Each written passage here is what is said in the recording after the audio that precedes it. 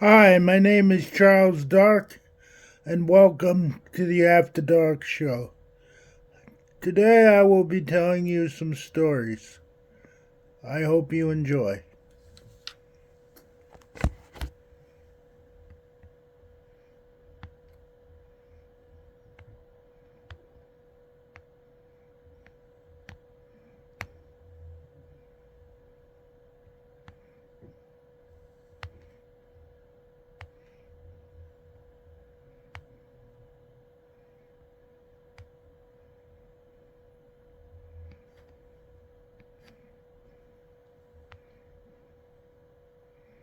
Scholastic Audio presents The Ghost Next Door, a Goosebumps classic story by R.L. Stine, read by Emily Iden. Chapter 1.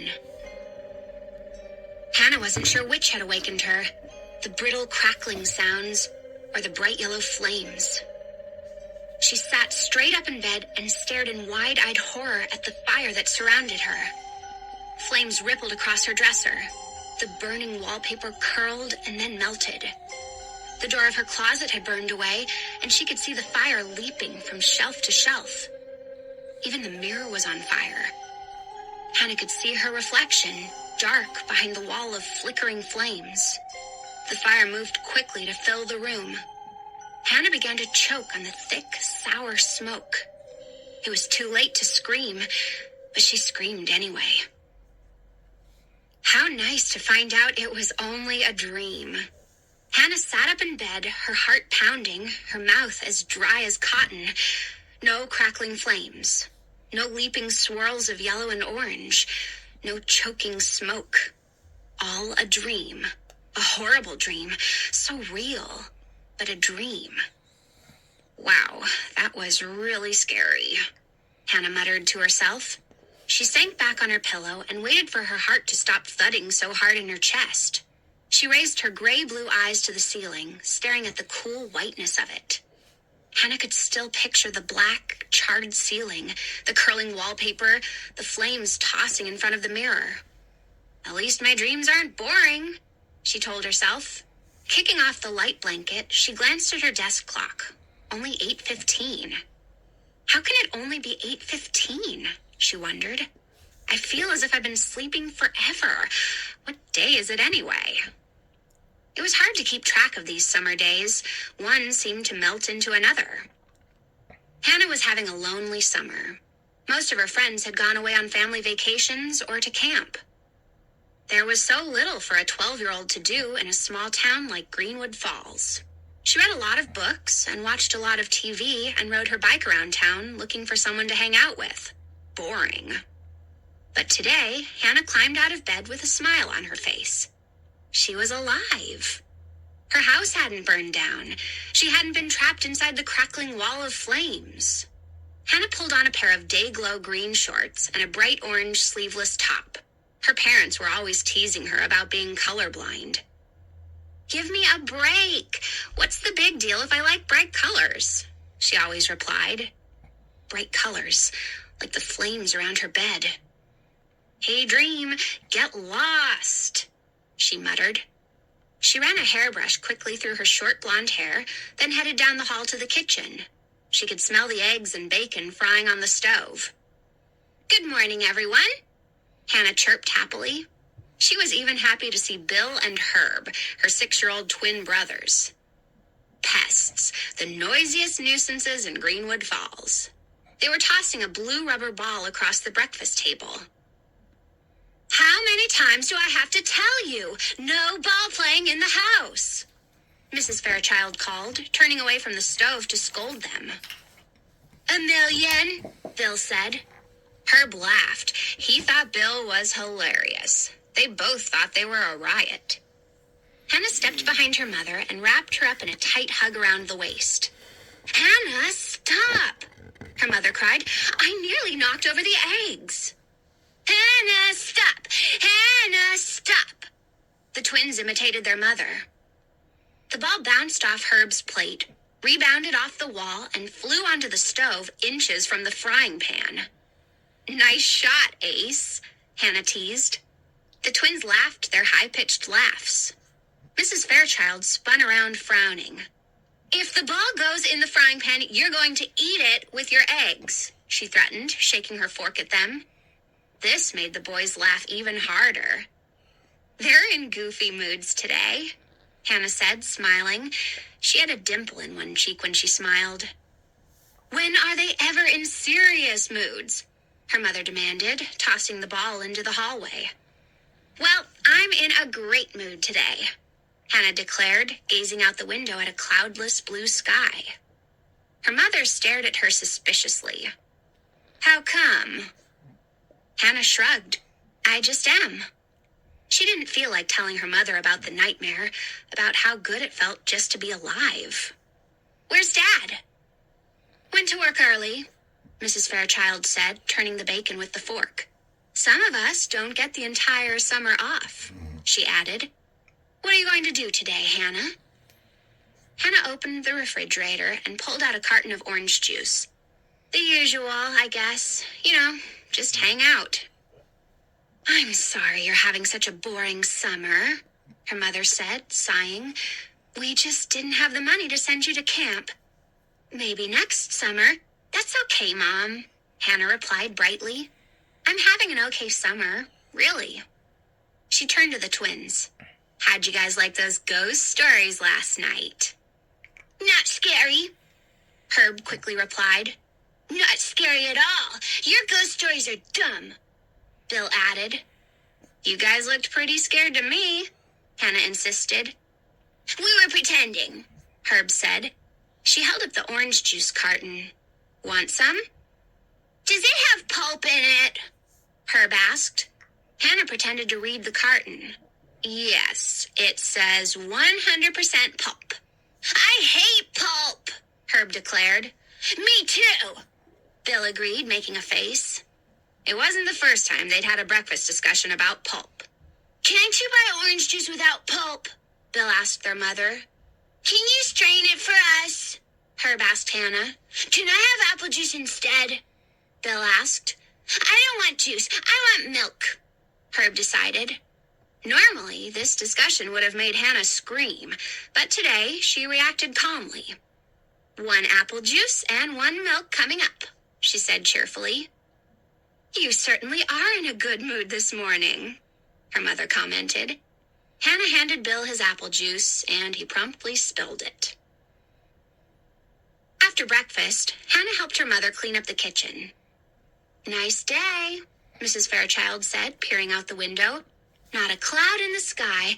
It's supposed to go up to 90. Hannah laughed. Her mother was always giving weather reports. "Maybe I'll go for a long bike ride before it gets really hot," she told her mother. She stepped out the back door and took a deep breath. The warm air smelled sweet and fresh. She watched 2 yellow and red butterflies fluttering side by side over the flower garden. She took a few steps across the grass toward the garage. From somewhere down the block, she could hear the low drone of a power mower. Hannah gazed up at the clear blue sky. The sun felt warm on her face. "Hey, look out!" an alarmed voice cried. Hannah felt a sharp pain in her back. She uttered a frightened gasp as she fell to the ground. Chapter 2. Hannah landed hard on her elbows and knees. She turned quickly to see what had hit her. A boy on a bike. "Sorry," he called. He jumped off the bike and let it fall to the grass. "I didn't see you." "I'm wearing day-glow green and orange," Hannah thought. "Why couldn't he see me?" She climbed to her feet and rubbed the grass stains on her knees. "Ow," she muttered, frowning at him. "I tried to stop," he said quietly. Hannah saw that he had bright red hair, almost as orange as candy corn, brown eyes, and a face full of freckles. "Why were you riding in my yard?" Hannah demanded. "Your yard?" He narrowed his dark eyes at her. "Since when?" "Since before I was born," Hannah replied sharply. He pulled a leaf from her hair. "You live in that house?" he asked, pointing. Hannah nodded. "Where do you live?" Hannah demanded.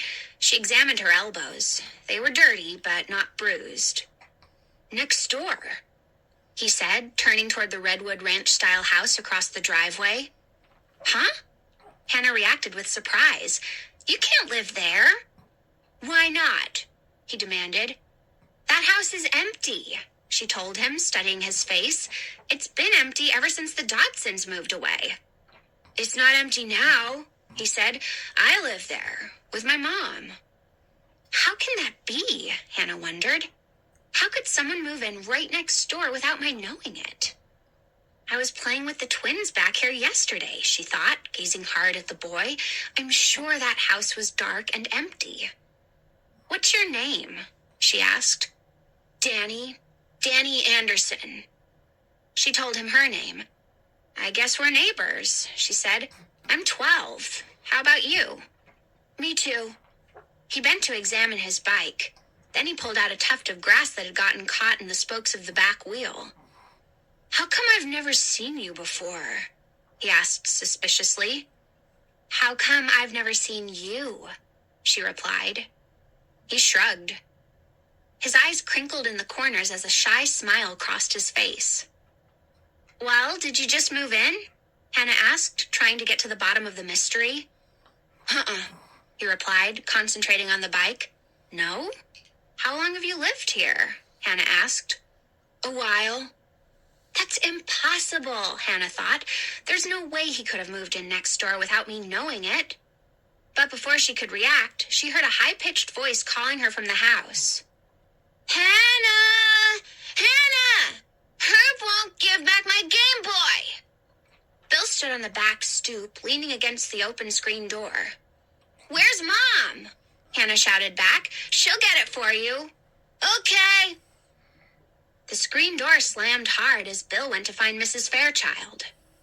Hannah turned back to talk to Danny, but he had vanished into thin air. Chapter 3. The mail usually came a little before noon. Hannah rushed eagerly down to the bottom of the drive and pulled open the mailbox lid. No mail for her. No mail at all. Disappointed, she hurried back to her room to write a scolding letter to her best friend, Janie Pace. Dear Janie, I hope you're having a good time at camp, but not too good because you broke your promise. You said that you'd write to me every day, and so far, I haven't even received a crummy postcard. I am so bored, I don't know what to do. You can't imagine how little there is to do in Greenwood Falls when no one is around. It's really like death. I watch TV and I read a lot. Do you believe I've already read all the books on our summer reading list? Dad promised to take us all camping in Miller Woods. Big thrill. But he's been working just about every weekend, so I don't think he will. Boring. Last night, I was so bored, I marched the twins outside and built a little campfire behind the garage and pretended we were away at camp and told them a bunch of scary ghost stories. The boys wouldn't admit it, of course, but I could see they enjoyed it. But you know how ghost stories freak me out. I started seeing weird shadows and things moving behind the trees. It was really kind of hilarious, I guess. I totally scared myself. Don't laugh, Janie. You don't like ghost stories either. My only other news is that a new boy moved into the Dodsons' old house next door. His name is Danny, and he's our age, and he has red hair and freckles, and he's kind of cute, I think. I've only seen him once. Maybe I'll have more to report about him later. But now it's your turn to write. Come on, Janie, you promised. Have you met any cute guys at camp? Is that why you're too busy to write to me? If I don't hear from you, I hope you get poison ivy all over your body, especially in places where you can't scratch. Love, Hannah. Hannah folded the letter and stuffed it into an envelope. Her small desk stood in front of the bedroom window. Leaning over the desk, she could see the house next door. I wonder if that's Danny's room, she thought, peering into the window just across the driveway. Curtains were pulled over the window, blocking her view. Hannah pulled herself to her feet. She ran a hairbrush through her hair, then carried the letter to the front door. She could hear her mother scolding the twins somewhere in the back of the house. The boys were giggling as Mrs. Fairchild yelled at them. Hannah heard a loud crash, then more giggling. "I'm going out," she shouted, pushing open the screen door. They probably didn't hear her, she realized. It was a hot afternoon, no breeze at all, the air heavy and wet. Hannah's father had mowed the front lawn the day before. The freshly cut grass smelled sweet as Hannah made her way down the driveway. She glanced over to Danny's house. No signs of life there. The front door was closed. The big living room picture window appeared bare and dark. Hannah decided to walk the 3 blocks to town and mail the letter at the post office. She sighed. Nothing else to do, she thought glumly. At least a walk to town will kill some time. The sidewalk was covered with cut blades of grass, the green fading to brown. Humming to herself, Hannah passed Mrs. Quilty's red brick house. Mrs. Quilty was bent over her garden, pulling up weeds. "Hi, Mrs. Quilty. How are you?" Hannah called. Mrs. Quilty didn't look up. What a snob, Hannah thought angrily. I know she heard me. Hannah crossed the street. The sound of a piano floated from the house on the corner. Someone was practicing a piece of classical music, playing the same wrong note over and over, then starting the piece again. I'm glad they're not my neighbors, Hannah thought, smiling. She walked the rest of the way to town, humming to herself. The 2-story white post office stood across the tiny town square, its flag drooping on the pole in the windless sky. Around the square stood a bank, a barber shop, a small grocery, and a gas station. A few other stores, Harder's Ice Cream Parlor, and a diner called Diner, stretched behind the square.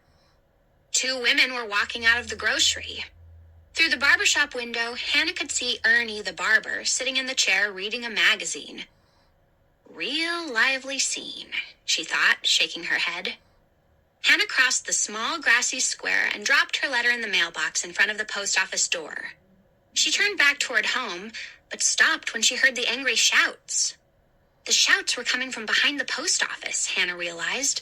A man was screaming. Hannah heard boys' voices, more yelling. She began jogging around the side of the building toward the angry voices.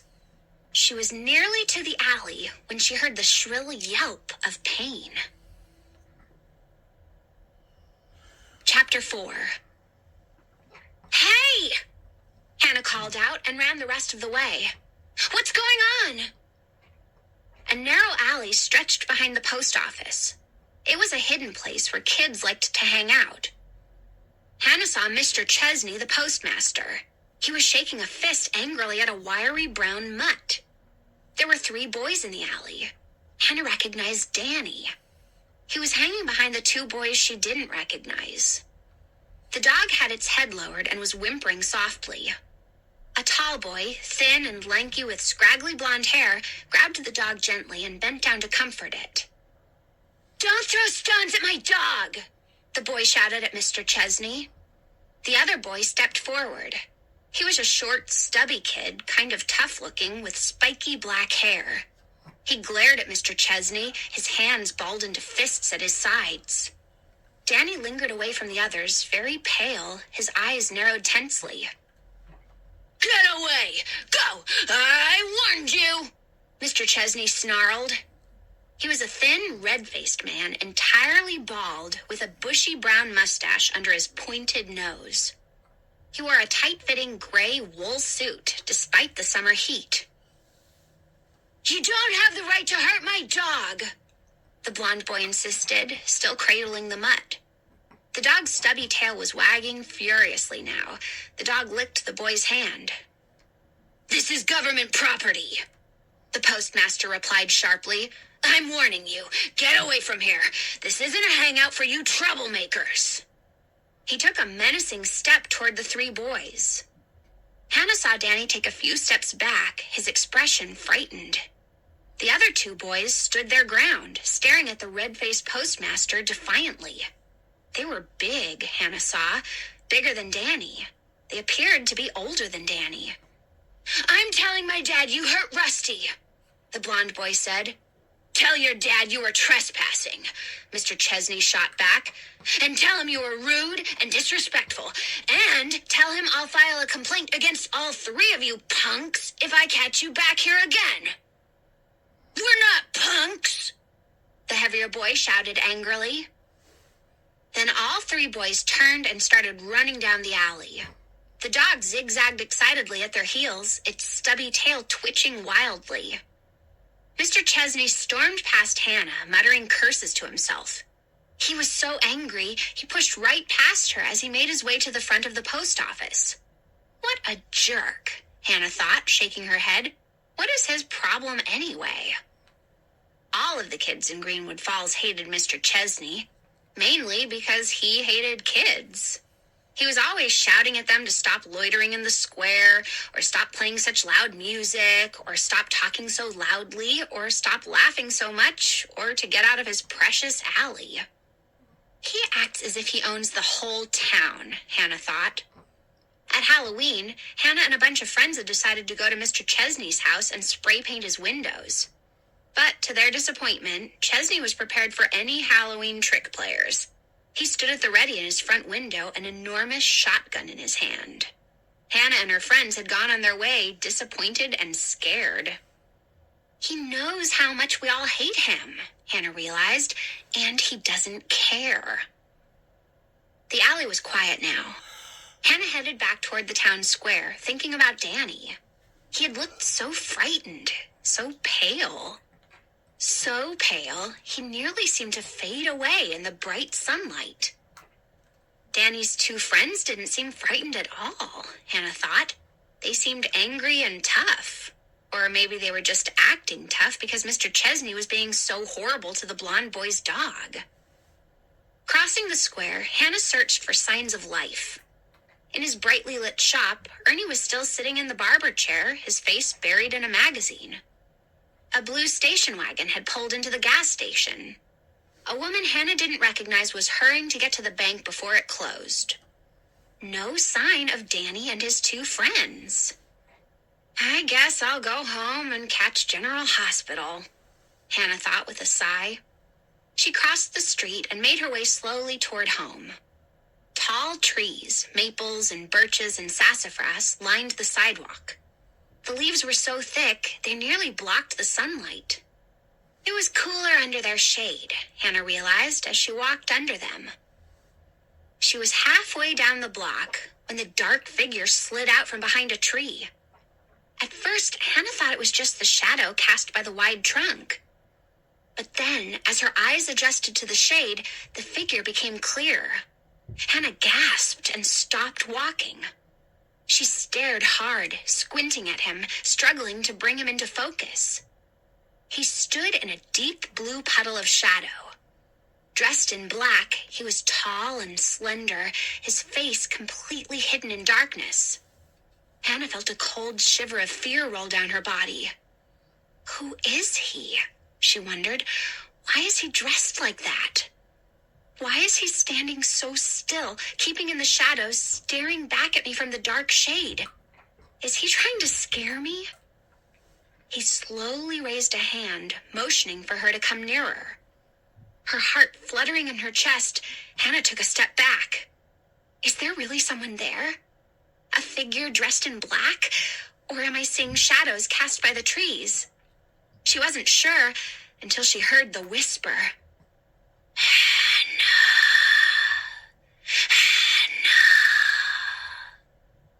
The whisper was as dry as the brush of tree leaves and nearly as soft.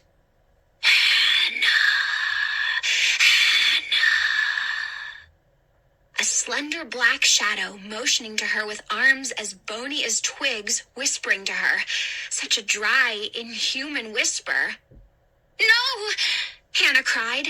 She spun around and struggled to run. Her legs felt weak. Her knees didn't want to bend. But she forced herself to run. Faster. Faster. Was he following her? Chapter 5. Panting loudly, Hannah crossed the street without stopping to look for traffic. Her sneakers pounded against the sidewalk as she ran. One more block to go. Is he following? The shadows shifted and bent as she ran under the trees. Shadows on top of shadows, sliding over each other, gray on black, blue on gray. Hannah! Hannah! The dry whisper, dry as death, calling to her from the shifting shadows. He knows my name, she thought, gulping for breath, forcing her legs to keep moving. And then she stopped and spun around. Who are you? She shouted breathlessly. What do you want? But he had vanished. There was silence now, except for Hannah's hard breathing. Hannah stared into the tangle of late afternoon shadows. Her eyes darted over the shrubs and hedges of the yards on her block. She searched the spaces between the houses, the darkness behind an open garage door, the slanting gray square beside a small shed. Gone. Vanished. No sign of the black enshrouded figure that had whispered her name. Whoa, she uttered out loud. It was an optical illusion, she decided, her eyes still warily studying the front lawns. No way, she argued with herself. An optical illusion doesn't call your name. There's nothing there, Hannah, she assured herself. Her breathing returned to normal. Nothing there. You're making up more ghost stories. You're scaring yourself again. You're bored and lonely, and so you're letting your imagination run away with you. Feeling only a little better, Hannah jogged the rest of the way home. Later, at dinner, she decided not to mention the shadow figure to her parents. They would never believe it anyway. Instead, Hannah told them about the new family who had moved next door. Huh? Someone moved into the Dodsons' house? Mr. Fairchild set down his fork and knife and stared across the table at Hannah from behind his square-framed, horn-rimmed glasses. There's a boy my age, Hannah reported. His name is Danny. He has bright orange hair and freckles. That's nice, Mrs. Fairchild replied distractedly, motioning for the twins to stop shoving each other and eat their dinners. Hannah wasn't even sure her mother had heard her. How did they move in without us seeing them? Hannah asked her father. Did you see a moving truck or anything? Mr. Fairchild muttered, picking up his silverware and returning to his roast chicken. Well, don't you think it's weird? Hannah demanded. But before either parent could reply, Herb's chair toppled over backwards. His head hit the linoleum and he began to howl. Her mom and dad leapt off their chairs and bent to help him. I didn't push him! Bill screamed shrilly. Really? I didn't! Frustrated that her parents weren't interested in her big news, Hannah carried her plate to the kitchen. Then she wandered into her bedroom. Making her way to her desk, she pushed aside the curtains and peered out the window. Danny, are you in there? She wondered, staring at the curtains that covered his dark window. What are you doing right now? The summer days seemed to float by. Hannah could barely remember how she passed the time. If only some of my friends were around, she thought wistfully. If only one of my friends was around. If only one of my friends would write. Such a lonely summer. She looked for Danny, but he never seemed to be around. When she finally saw him in his backyard one late afternoon, she hurried over to talk to him. Hi, she cried enthusiastically. He was tossing a tennis ball against the back of the house and catching it. The ball made a loud thunk each time it hit the redwood wall. Hi, Hannah called again, jogging across the grass. Danny turned, startled. Oh, hi. How's it going? He turned back to the house and tossed the ball. He was wearing a blue t-shirt over baggy black and yellow striped shorts. Hannah stepped up beside him. Thunk. The ball hit the wall just below the gutter and bounced into Danny's hand. I haven't seen you around, Hannah said awkwardly. Uh-huh, was his brief reply. Fuck. I saw you behind the post office, she blurted out. Huh? He spun the ball in his hand, but didn't throw it. A few days ago, I saw you in the alley with those two guys. Mr. Chesney is a real jerk, isn't he? Hannah said. Danny snickered. When he yells, his whole head turns bright red, just like a tomato. A rotten tomato, Hannah added. What's his problem anyway? Danny asked, tossing the ball. Fuck. My friends and I, we weren't doing anything, just hanging out. He thinks he's a big shot, Hannah replied. He's always bragging how he's a federal employee. Yeah. What are you doing this summer? She asked. Just hanging around like me? Kind of, he said. Fuck. He missed the ball and had to chase it to the garage. As he walked back toward the house, he gazed at her, as if seeing her for the first time. Hannah suddenly felt self-conscious. She was wearing a yellow top with grape jelly stains on the front and her rattiest blue cotton shorts. Those two guys, Alan and Fred, they're the guys I usually hang out with, he told her. Guys from school. Fuck. How could he have friends from school? Hannah wondered. Didn't he just move here? Where do you go to school? She asked, dodging out of the way as he backed up to catch the ball. Maple Avenue Middle School, he replied. Fuck. Hey, that's where I go, Hannah exclaimed. How come I've never seen him there? She wondered. Do you know Alan Miller? Danny asked, turning to her, shading his eyes with one hand from the late afternoon sun. Hannah shook her head. No. Fred Drake? He asked. No, she replied.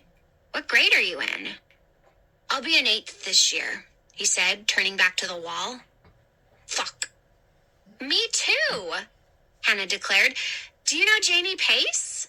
No. How about Josh Goodman? Hannah asked. Danny shook his head. Don't know him. Weird, Hannah said, thinking out loud. Danny threw the tennis ball a little too hard, and it landed on the sloping, gray-shingled roof. They both watched it hit, then roll down into the gutter. Danny sighed and, staring up at the gutter, made a disgusted face. How can we be in the same grade and not know any of the same kids? Hannah demanded. He turned to her, scratching his red hair with one hand. I don't know. How weird, Hannah repeated. Danny stepped into the deep blue shadow of the house. Hannah squinted hard. He seemed to disappear in the wide rectangle of shadow. That's impossible, she thought. I would have seen him at school. If we're in the same grade, there's no way I could have missed him. Is he lying? Is he making this all up? He'd completely vanished in the shadow.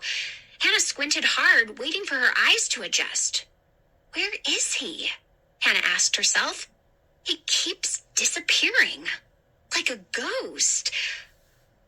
A ghost. The word popped in and out of her mind.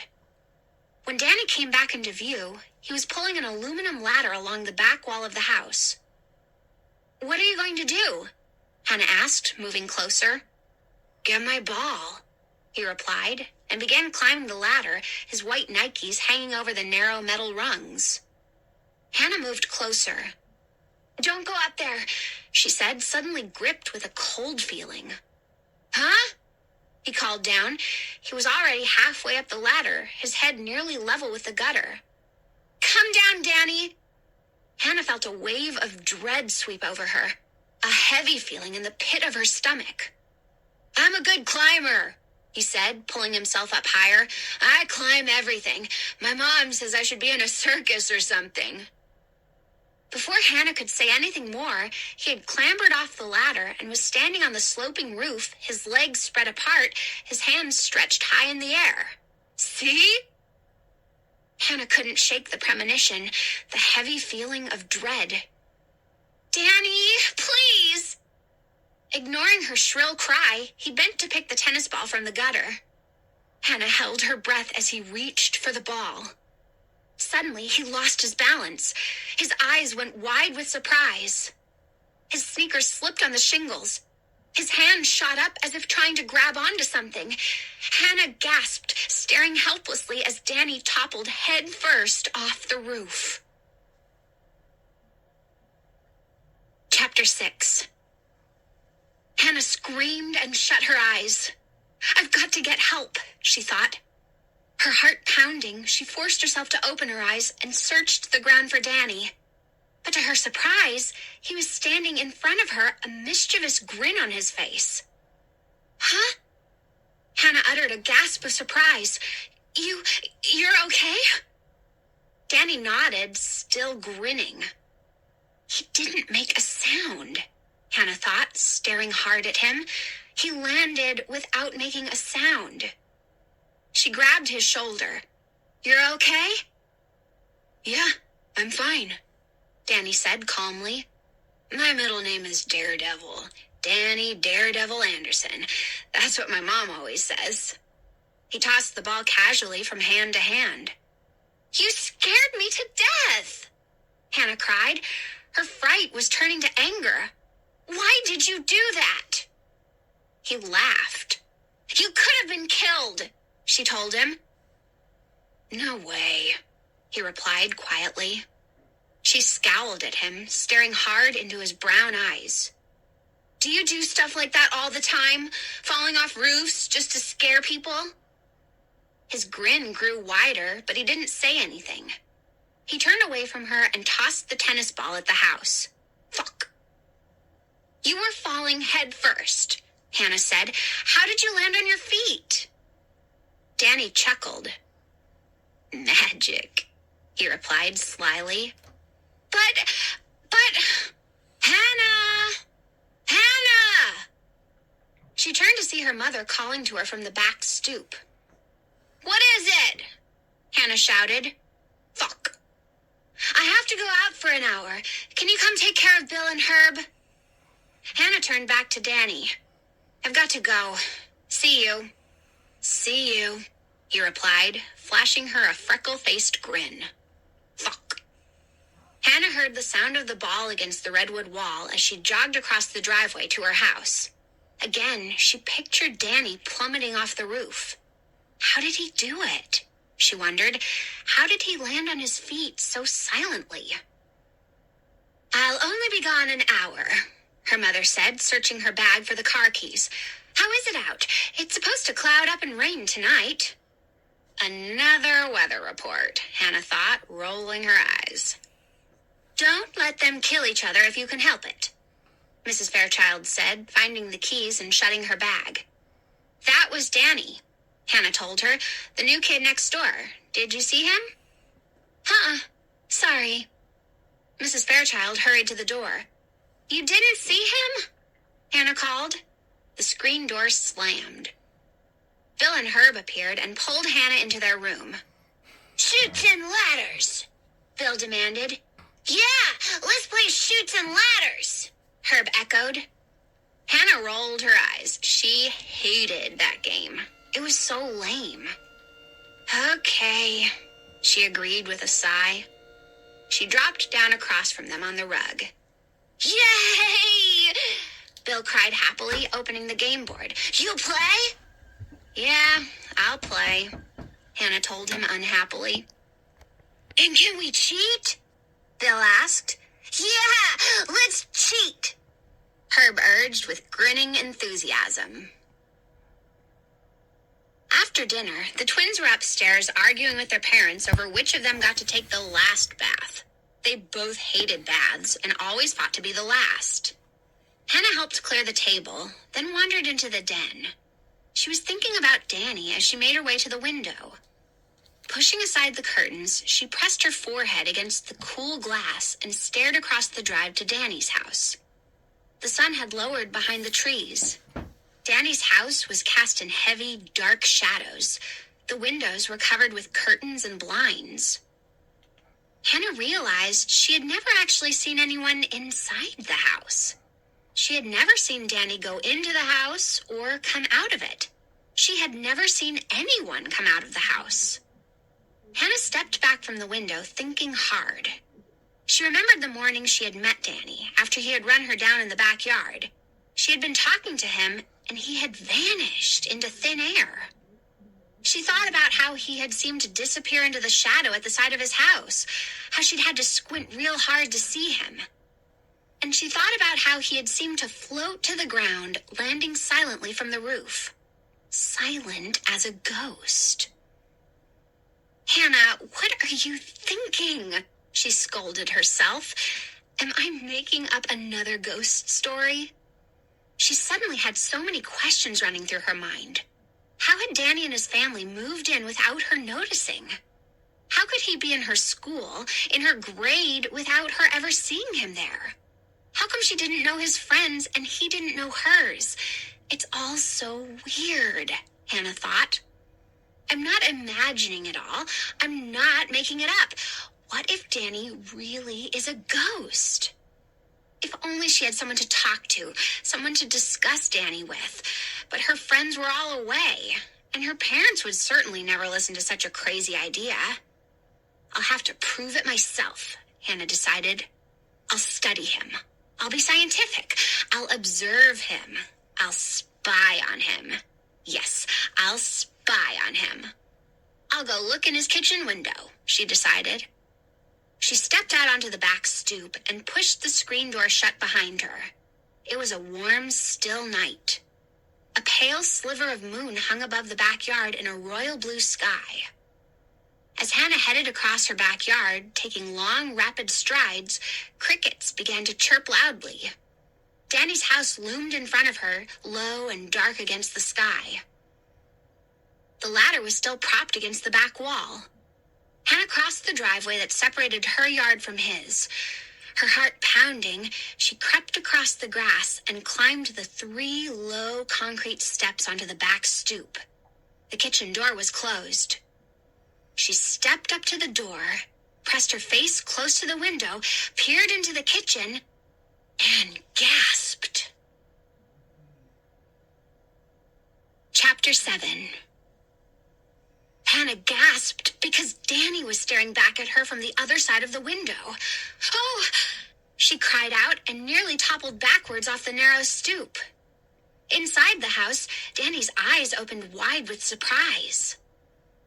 Behind him, Hannah could see a table set with bright yellow plates. A tall, slender, blonde-haired woman, Danny's mom most likely, was pulling something out from a microwave oven onto the counter. The door swung open. Danny poked his head out, his expression still surprised. "Hi, Hannah. What's up?" "Nothing. Nothing, really," Hannah stammered. She could feel her cheeks grow hot and knew she was blushing. Danny's eyes burned into hers. His mouth turned up in a grin. "Well, do you want to come in or something?" he asked. "My mom is serving dinner, but—" "No," she cried much too loudly. "I don't. I mean, I'm acting like a total jerk," she realized. She swallowed hard, staring at his grinning face. "He's laughing at me." "See you," she cried, then leapt awkwardly off the stoop, nearly stumbling to the ground. Without looking back, she took off, running at full speed back to her house. "I've never been so embarrassed in my entire life," she thought miserably. Never. When she saw Danny come out of his house the next afternoon, Hannah hid behind the garage. Watching him walk his bike down the driveway, she felt her cheeks grow hot, felt embarrassed all over again. If I'm going to be a spy, I'm going to have to be a lot cooler, she told herself. Last night, I lost it. I panicked. It won't happen again. She watched him climb on his bike and, standing up, pedal to the street. Pressed against the garage wall, she waited to see which direction he turned. Then she hurried into the garage to get her bike. He's heading toward town, she saw. Probably meeting those 2 boys. I'll let him get a head start, then I'll follow him. She waited at the foot of the driveway, straddling her bike, watching Danny until he disappeared down the next block. Sunlight filtered through the overhanging trees as she began pedaling, keeping a slow, steady pace as she rode after him. Mrs. Quilty was out weeding her garden as usual. This time, Hannah didn't bother to call hello. A small white terrier chased her for half a block, yapping loudly with excitement, then finally giving up as Hannah pedaled away. The school playground came into view. Several kids were playing softball in the corner diamond. Hannah looked for Danny, but he wasn't there. She continued on into town. The sun felt warm on her face. She suddenly thought about Janie. Maybe I'll get a letter from her today, she thought. She wished Janie were around to help spy on Danny. The two of them would be a great spy team, Hannah knew. She wouldn't have lost her cool like she had last night if Janie were around. The town square came into view. The flag above the small, white post office was fluttering in a warm breeze. Several cars were parked in front of the grocery. Two women holding grocery bags were talking at the curb. Hannah braked her bike and lowered her feet to the ground. She shielded her eyes from the sun with one hand and searched for Danny. "Danny, where are you?" she thought. "Are you with your friends? Where did you go?" She pedaled across the small grassy square toward the post office. Her bike bumped over the curb and she kept going around the side of the building to the alley. But the alley was silent and empty. "Danny, where are you?" she called aloud in a quiet sing-song. "Where are you?" It was only a block ahead of me, she thought, scratching her short hair. Has he vanished into thin air again? She rode back to the square, then checked out Harder's ice cream parlor and the diner. No sign of him. "Hannah, you're a great spy," she laughed. With a sigh of defeat, she turned around and headed for home. She was nearly to her house when she saw the moving shadow. "It's back," she realized. She shifted gears and started to pedal harder. Out of the corner of her eye, she saw the shadow sliding across Mrs. Quilty's front lawn. The dark figure floated silently over the grass toward her. Hannah pedaled harder. "It's back. I didn't imagine it. It's real. But what can it be?" Standing up, she pedaled harder. Harder. But the figure glided along with her, picking up speed, floating effortlessly. She turned to see its arms stretch out toward her. She gasped in terror. Her legs suddenly felt as if they weighed 1,000 pounds. I can't move," she thought. The shadow swept over her. She could feel the sudden cold. Stick-like black arms reached out for her from the human-shaped shadow. Its face. Why can't I see its face? Hannah wondered, struggling to keep moving. The shadow blocked the bright sun. The whole world was blackening beneath it. Got to keep moving. Got to move, Hannah told herself. The dark figure floated beside her, its arms outstretched. Gaping in horror, Hannah saw bright red eyes glowing like embers from the blackness. "Hannah," it whispered. "Hannah. What does it want from me?" She struggled to keep pedaling, but her legs wouldn't cooperate. "Hannah. Hannah." The dry whisper seemed to circle her, to wrap her in terror. "Hannah." "No!" she screamed as she felt herself start to fall. She struggled to keep her balance. Too late. She was falling. She couldn't stop herself. "Hannah. Hannah." She reached out her hands to break her fall. Oof! She gasped in pain as she landed hard on her side. The bike fell on top of her. The shadow figure, its red eyes glowing, moved in to capture her. "Hannah! Hannah!" Chapter 8. "Hannah! Hannah!" Its whisper became a shout. "Hannah!" Her side throbbed with pain. She struggled to catch her breath. "What do you want?" she managed to cry. "Leave me alone, please." "Hannah, it's me." She raised her head to see Danny standing above her. He straddled his bike, gripping the handlebars, staring down at her, his features tight with concern. "Hannah, are you okay?" "The shadow!" she cried, feeling dazed. Danny lowered his bike to the grass and hurried over. He lifted her bike off her and set it down beside his. Then he reached for her hands. "Are you okay? Can you get up? I saw you fall. Did you hit a rock or something?" "No." She shook her head, trying to clear it. "The shadow, he reached for me and..." Danny's expression changed to bewilderment. "Huh? Who reached for you?" His eyes searched all around, then returned to her. "He knew my name," Hannah said breathlessly. "He kept calling me. He followed me." Danny studied her, frowning. "Did you hit your head? Do you feel dizzy, Hannah? Maybe I should go get some help." "No,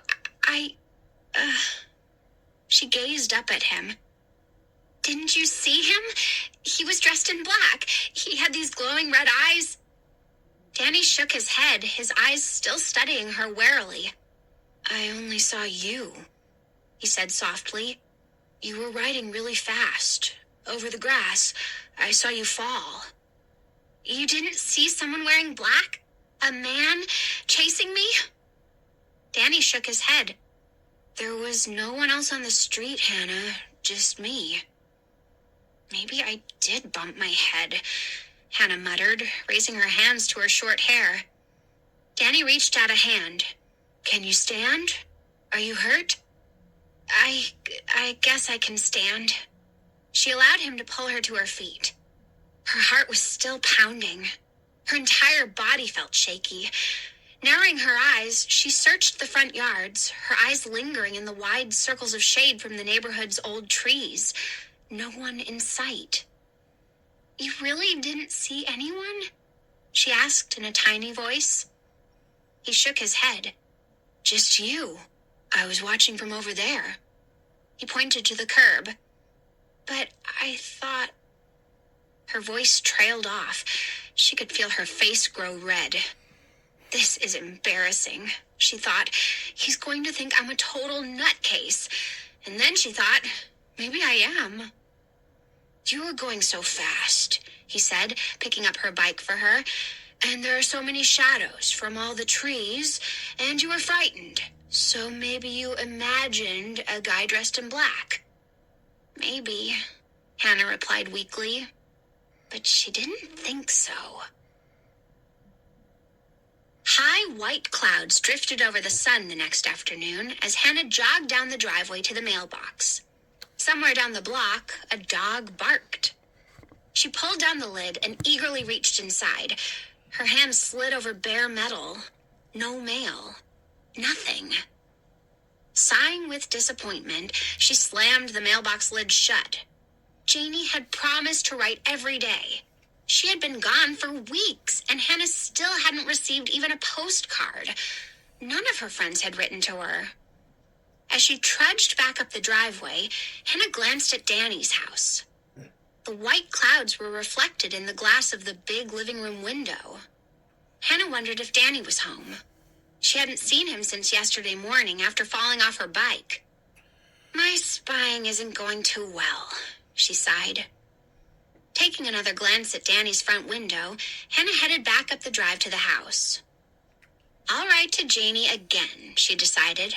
"I have to tell her about Danny and the frightening shadow figure and the weird things that have been happening." She could hear the twins in the den arguing loudly about which cartoon tape they wanted to see. Her mother was suggesting they go outside instead. Hannah hurried to her room to get paper and a pen. The room felt hot and stuffy. She had tossed a pile of dirty clothes onto her desk. She decided to write her letter outside. A short while later, she settled under the wide maple tree in the center of the front yard. A blanket of high clouds had rolled over the sky.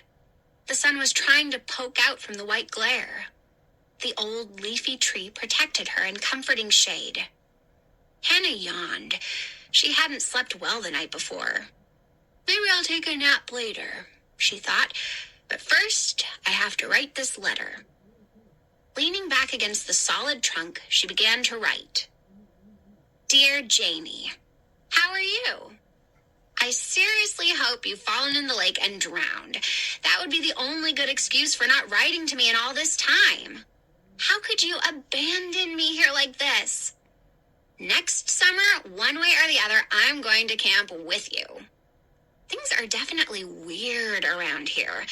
Do you remember I told you about that boy who moved in next door? His name is Danny Anderson, and he's kind of cute. He has red hair and freckles and serious brown eyes. Well, don't laugh, Janie, but I think Danny is a ghost." I can hear you laughing, but I don't care. By the time you get back to Greenwood Falls, I'm going to have proof. Please don't tell the other girls in your bunk that your best friend has totally freaked until you read the rest of this. Here is my evidence so far. 1. Danny and his family suddenly appeared in the house next door. I didn't see them move in, even though I've been home every day. Neither did my parents. 2. Danny says he goes to Maple Avenue, and he says he's going into 8th grade just like us. But how come we've never seen him? He hangs out with 2 guys I've never seen before, and he didn't know any of my friends. 3, sometimes he vanishes. Poof. Just like that. Don't laugh. And once he fell off the roof and landed on his feet without making a sound. I'm serious, Janie. 4, yesterday I was being chased by a scary shadow and I fell off my bike. And when I looked up, the shadow was gone and Danny was standing in his place. And, this is starting to sound really crazy. I wish you were here so I could explain it better. It all sounds so dumb in a letter, like I'm really messed up or something. I know you're laughing at me. Well, go ahead. Maybe I won't mail this letter. I mean, I don't want you to make jokes or remind me of it for the rest of my life. So, enough about me. How's it going out there in the woods? I hope you were bitten by a snake and your entire body swelled up, and that's why I haven't heard from you. Otherwise, I'm going to kill you when you get back. Really? Right. Love, Hannah. Yawning loudly, Hannah dropped her pen to the ground. She leaned back against the tree trunk and slowly read over the letter. Is it too crazy to send? She wondered. No, I have to send it. I have to tell somebody what's going on here. It's all too weird to keep to myself. The sun had finally managed to burst through the clouds. The tree leaves above her head cast shifting shadows across the letter in her lap. She glanced up into bright sunlight and gasped, startled to see a face staring back at her. Danny! Hi, Hannah, he said quietly. Hannah squinted up at him. His entire body was ringed by bright sunlight. He seemed to be shimmering in the light. I didn't see you, Hannah stammered. I didn't know you were here. Give me the letter, Hannah, Danny said softly but insistently. He reached out a hand for it. Huh? What did you say? Give me the letter, Danny demanded more firmly. Give it to me now, Hannah. She gripped the letter tightly and stared up at him. She had to shield her eyes. The bright sun seemed to shine right through him. He hovered above her, his hand outstretched. The letter, hand it to me, he insisted. But why? Hannah asked in a tiny voice. I can't let you mail it, Danny told her. Why, Danny? It's my letter. Why can't I mail it to my friend? Because you found out the truth about me, he said. And there's no way I'll let you tell anyone. Chapter 9. So I'm right, Hannah said softly. You're a ghost. She shuddered, a wave of cold fear sweeping over her. When did you die, Danny? Why are you here? To hunt me? What are you going to do to me? Questions raced through her mind, frightening questions. Give me the letter, Hannah, Danny insisted. No one will ever read it. No one can know. But Danny, she stared up at him, stared up at a ghost. The golden sunlight poured through him. He shimmered in and out of view. She raised a hand to shield her eyes. He became too bright to look at. What are you going to do to me, Danny? Hannah asked, shutting her eyes tight. What are you going to do to me now? He didn't reply. When Hannah opened her eyes, she stared up into two faces instead of one. Two grinning faces. Her twin brothers pointed at her and laughed. You were asleep, Bill said. You were snoring, Herb told her. Huh? Hannah blinked several times, trying to clear her mind. Her neck felt stiff. Her back ached. Here's how you were snoring, Herb said. He performed some hideous snuffling sounds. Both boys fell to the grass, laughing. They rolled onto each other and began an impromptu wrestling match. I had a bad dream, Hannah said, more to herself than to her brothers. They weren't listening to her. She climbed to her feet and stretched her arms above her head, trying to stretch away her stiff neck. Ow! Falling asleep sitting up against a tree trunk was a bad idea. Hannah gazed toward Danny's house. That dream was so real, she thought, feeling a cold chill down her back. So frightening. Thanks for waking me up, she told the twins. They didn't hear her. They were racing toward the backyard. Hannah bent down and picked up the letter. She folded it in half and made her way up the lawn to the front door. Sometimes dreams tell the truth, she thought, her shoulders still aching. Sometimes dreams tell you things you couldn't know any other way. I'm going to find out the truth about Danny, she vowed. I'm going to find out the truth if it kills me. The next evening, Hannah decided to see if Danny was home. Maybe he'd like to walk to Harder's and get ice cream cones, she thought. She told her mother where she was going and made her way across the backyard. It had rained all day. The grass glistened wetly, and the ground beneath her sneakers was soft and marshy. A pale crescent-shaped moon rose above wisps of black cloud. The night air felt tingly and wet. Hannah crossed the driveway, then hesitated a few yards from Danny's back stoop. A square of dim yellow light escaped through the window on the back door. She remembered standing at this door a few nights before and being totally embarrassed when Danny opened the door and she couldn't think of a thing to say. At least this time I know what I'm going to say, she thought. Taking a deep breath, Hannah stepped into the square of light on the stoop. She knocked on the window of the kitchen door. She listened. The house was silent. She knocked again. Silence. No footsteps to answer the door. She leaned forward and peered into the kitchen. Oh! Hannah cried out in surprise. Danny's mother sat at the yellow kitchen table, her back to Hannah, her hair glowing in the light of a low ceiling fixture. She had both hands wrapped around a steaming white coffee mug. Why doesn't she answer the door? Hannah wondered. She hesitated, then raised her fist and knocked loudly on the door, several times. Through the window, she could see that Danny's mother didn't react to the knocking at all. She lifted the white mug to her lips and took a long sip, her back to Hannah. Answer the door! Hannah cried aloud.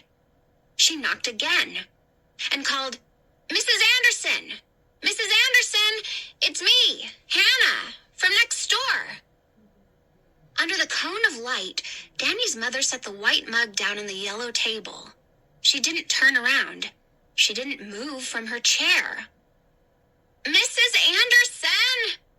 Hannah raised her hand to knock, then lowered it in defeat. Why doesn't she hear me? Hannah wondered, staring at the woman's slender shoulders, at her hair gleaming down past the collar of her blouse. Why won't she come to the door? And then Hannah shivered with fear as she answered her own questions. I know why she doesn't hear me, Hannah thought, backing away from the window. I know why she doesn't answer the door.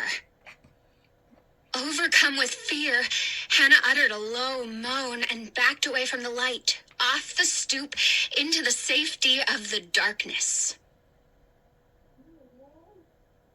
Chapter 10.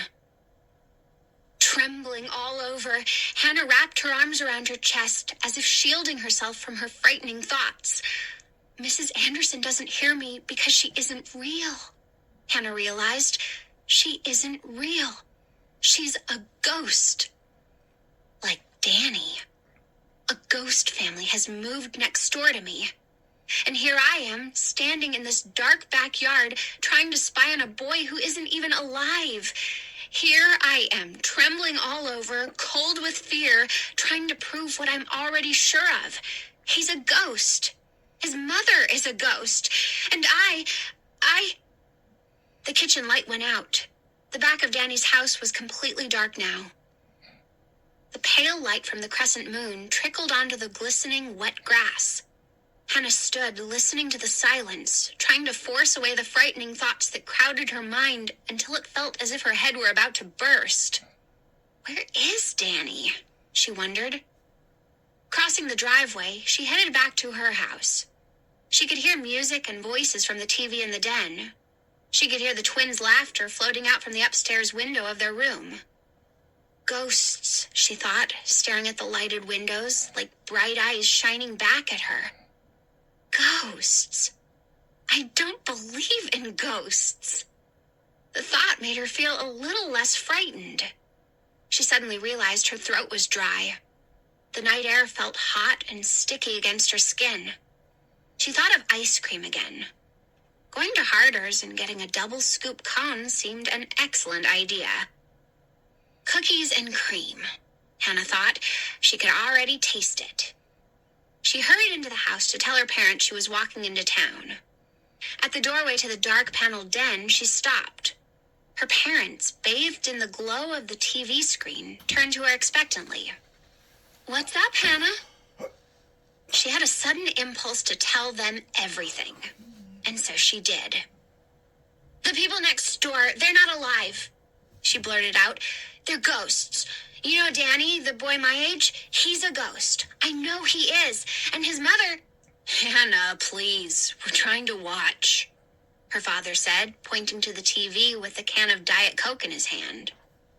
They don't believe me, she thought. And then she scolded herself. Of course they don't believe me. Who would believe such a crazy story? In her room, she took a $5 bill from her wallet and shoved it into the pocket of her shorts. Then she brushed her hair, studying her face in the mirror. I look okay, she thought. I don't look like a crazy person. Her hair was damp from the wet night air.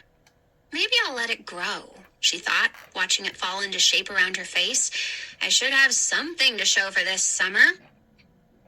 As she headed toward the front door, she heard loud bumping and banging above her head. The twins must be wrestling up in their room, she realized, shaking her head. She stepped back out into the warm, wet darkness, jogged down the front door to the sidewalk, and headed toward town and Harder's ice cream parlor. The tall, old-fashioned-looking street lamps cast circles of blue-white light along the street. The trees, trembling in soft gusts of wind, rustled over the sidewalk as Hannah stepped beneath them. Ghosts on the sidewalk, she thought with a shiver. They seemed to reach down for her with their leafy arms. As she neared town, a strange feeling of dread swept over her. She quickened her pace as she passed the post office, its windows as black as the sky. The town square was deserted, she saw. It wasn't even 8 o'clock, and there were no cars passing through town, no one on the streets. What a hick town, she muttered under her breath. Behind the bank, she turned onto Elm Street. Harder's ice cream parlor stood on the next corner, a large red neon ice cream cone in its window, casting a red glow onto the sidewalk. At least Harder's stays open past dark, Hannah thought. As she walked closer, she could see the glass front door of the small shop propped open invitingly. She stopped a few feet from the door. The feeling of dread suddenly became overpowering. Despite the heat of the night, she felt cold all over. Her knees trembled. What's going on? She wondered. Why do I feel so strange? As she stared through the red glare of the neon cone into the open doorway, a figure burst out, followed by another, and another. Into the light they ran, their faces twisted in fear. Staring in surprise, she recognized Danny in front, followed by Alan and Fred. They each held ice cream cones in front of them. They ran from the store, bent forward as if straining to flee as fast as possible. Their sneakers thudded against the pavement of the sidewalk. Hannah heard loud, angry shouts from inside the shop. Without realizing it, she had moved close to the door. She could still hear the three boys running away, but she could no longer see them in the darkness. She turned and felt something hit her hard from behind. "Oh!" she cried out as she was thrown heavily onto the hard pavement. Chapter 11. Hannah landed hard on the sidewalk on her elbows and knees. The fall took her breath away. A burning pain shot through her body. What happened? What hit me? Gasping for breath, she raised her head in time to see Mr. Harder barrel past her. He was shouting at the top of his lungs for the boys to stop. Hannah slowly pulled herself to her feet. Whoa, she thought, Harder is really mad. Standing up straight, her bare knees throbbing with pain, her heart still thudding loudly, she glared after the store owner. He could have at least said he was sorry he knocked me down, she thought angrily. She leaned over to examine her knees in the light from the ice cream parlor. Were they cut? No, just a little bruised. Brushing off her shorts, she glanced up to see Mr. Harder hurrying back to the store. He was a short, fat man with curls of white hair around his round, pink face. He wore a long white apron that flapped in the wind as he walked, his fists swinging at his sides. Hannah ducked back out of the light behind a wide tree trunk. A few seconds later, she could hear him back behind the counter complaining loudly to his wife. "What is wrong with these kids?" he was bellowing. "They take ice cream and run without paying? Don't they have parents? Don't they have anyone to teach them right from wrong?"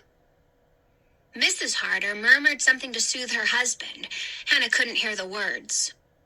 With Mr. Harder's angry shouts filling the air, she crept out from behind the tree and hurried away in the direction the boys had run.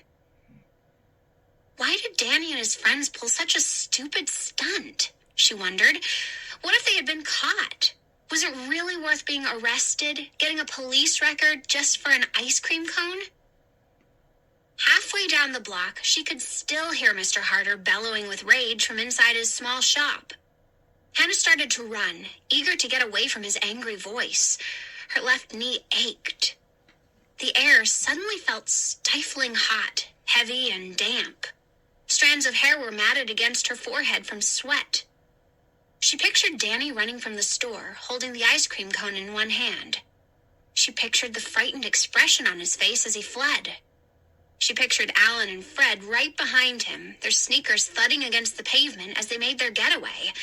And now she was running too. She wasn't sure why. Her left knee still ached from her fall. She was out of the town square now, running past dark houses and lawns.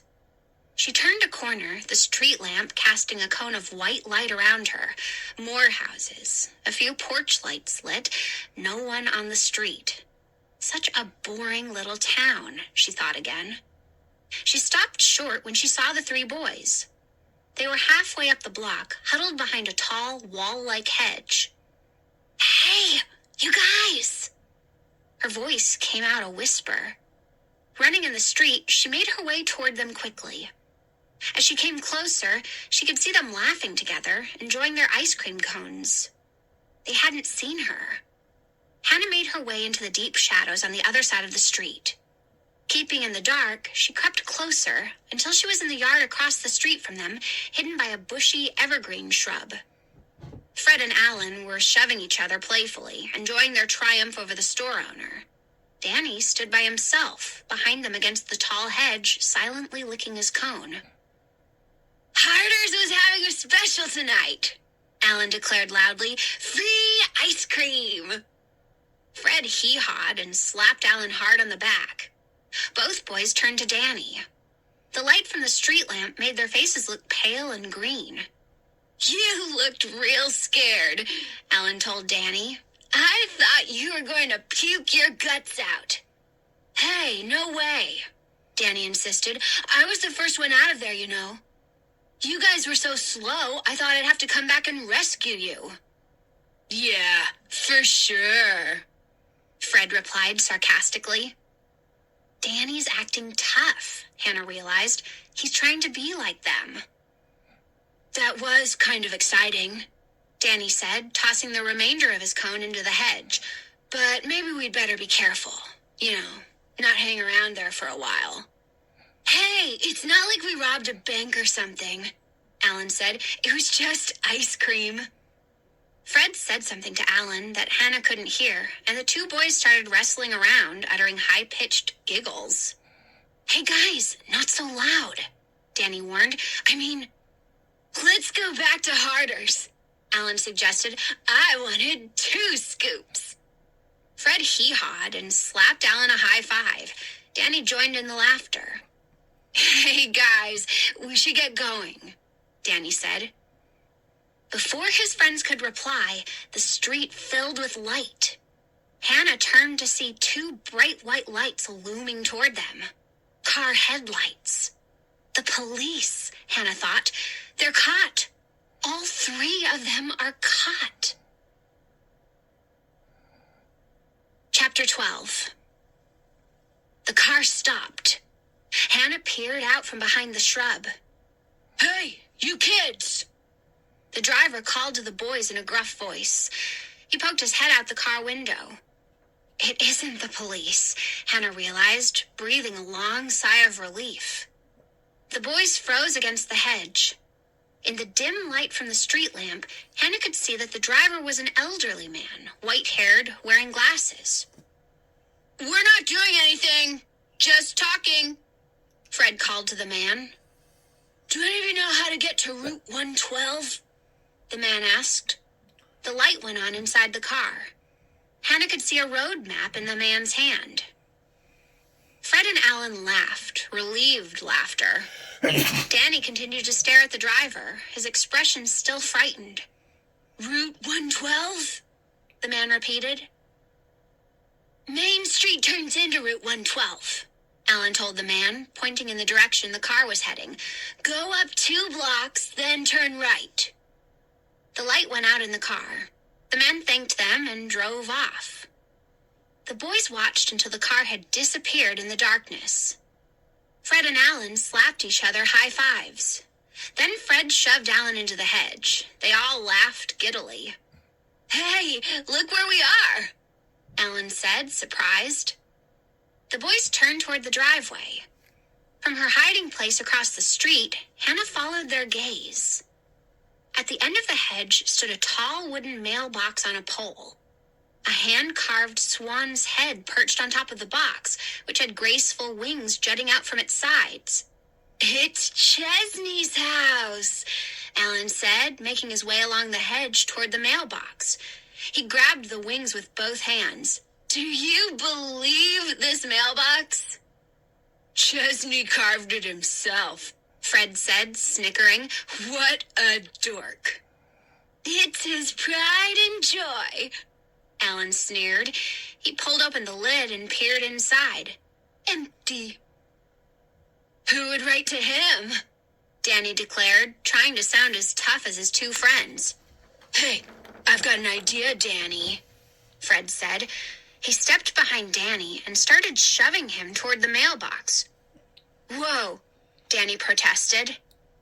But Fred pushed him up to the mailbox. Let's see how strong you are, Fred said. Hey, wait, Danny cried. Hannah leaned out from behind the low shrub. Oh, wow, she muttered to herself. Now what are they going to do? Take the mailbox, she heard Alan order Danny. I dare you. We dare you, Fred added. Remember what you told us about dares, Danny? How you never turn one down? Yeah, you told us you never turn down a dare, Alan said, grinning. Danny hesitated. Well, A heavy feeling of dread formed in the pit of Hannah's stomach. Watching Danny step toward Mr. Chesney's hand-carved mailbox, she suddenly had a premonition, a feeling that something really terrible was about to happen. I've got to stop them, she decided. Taking a deep breath, she stepped out from behind the bush. As she started to call to them, everything went black. Hey! She cried aloud. What had happened? Her first thought was that the street lamp had gone out. But then Hannah saw the 2 red circles glowing in front of her. The 2 glowing eyes surrounded by darkness. The shadow figure rose up inches in front of her. She tried to scream, but her voice was muffled in its heavy darkness. She tried to run, but it blocked her path. The red eyes burned into hers. Closer, closer. It's got me now, Hannah knew. Chapter 13. Hannah, it whispered. Hannah. So close she could smell its hot, sour breath. Hannah. Hannah. Its whisper like crackling dead leaves. The ruby eyes burned like fire. Hannah felt the darkness circle her, wrap around her tightly. Please, was all she could manage to choke out. Hannah. And the light returned. Hannah blinked, struggled to breathe. The sour odor lingered in her nostrils, but the street was bright now.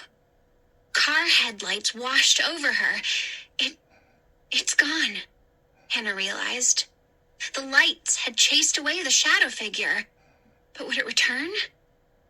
As the car passed by, Hannah dropped to the ground behind the low evergreen shrub and struggled to catch her breath. When she looked up, the boys were still huddled in front of Mr. Chesney's hedge. Let's get going, Danny urged them.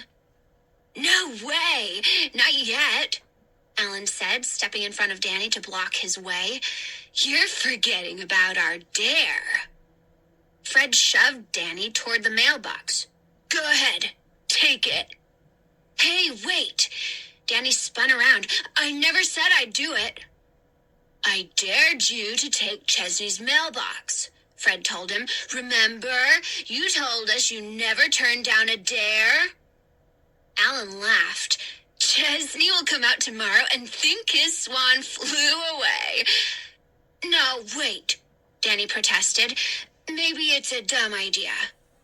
It's a cool idea. Chesney is a creep, Alan insisted.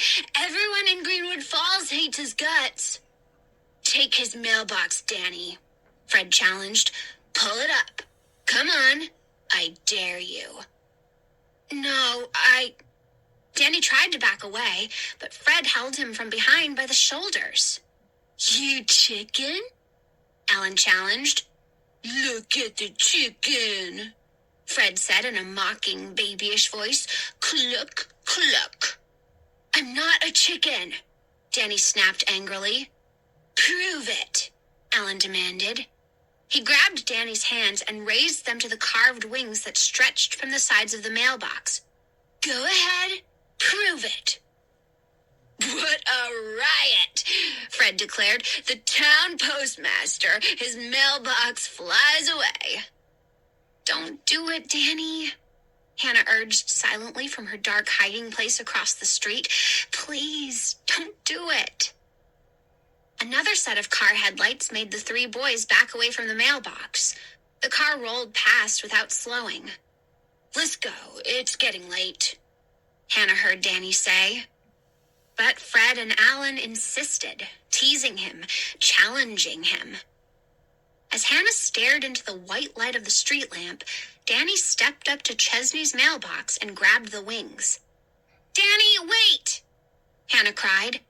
He didn't seem to hear her. With a loud groan, he began to tug. It didn't budge. He lowered his hands to the pole and wrapped them tightly around it just below the box.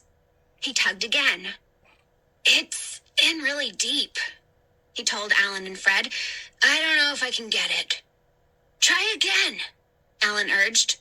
"We'll help you," Fred said, placing his hands above Danny's on the box. "Let's all pull together," Alan urged, "at the count of 3. "I wouldn't do that if I were you," exclaimed a gruff voice behind them. They all turned to see Mr. Chesney glaring at them from the driveway, his face knotted in a furious snarl. Chapter 14. Mr. Chesney grabbed Danny's shoulders and pulled him away from the mailbox. One of the wooden swan wings came off in Danny's hands. As Mr. Chesney wrestled him away, Danny let it drop to the ground. "You punks!" Mr. Chesney sputtered, his eyes wide with rage. You! Let go of him!" Hannah screamed from across the street, but fear muffled her voice. Her cry came out a whisper. With a loud groan, Danny pulled free of the man's grasp. Without another word, the 3 boys were running down the middle of the dark street, their sneakers pounding loudly on the pavement. "I'll remember you!" Mr. Chesney called after them. "I'll remember you. I'll see you again, and next time I'll have my shotgun." Hannah watched Mr. Chesney bend to pick up the broken swan's wing. He examined the wooden wing, shaking his head angrily. Then she began running, keeping in the dark front yards, hidden by hedges and low shrubs, running in the direction Danny and his friends had headed. She saw the boys turn a corner and kept running. Keeping well behind, she followed them through the town square, still deserted and dark. Even Harder's ice cream parlor was closed now, the shop dark behind the red glare of the neon window sign.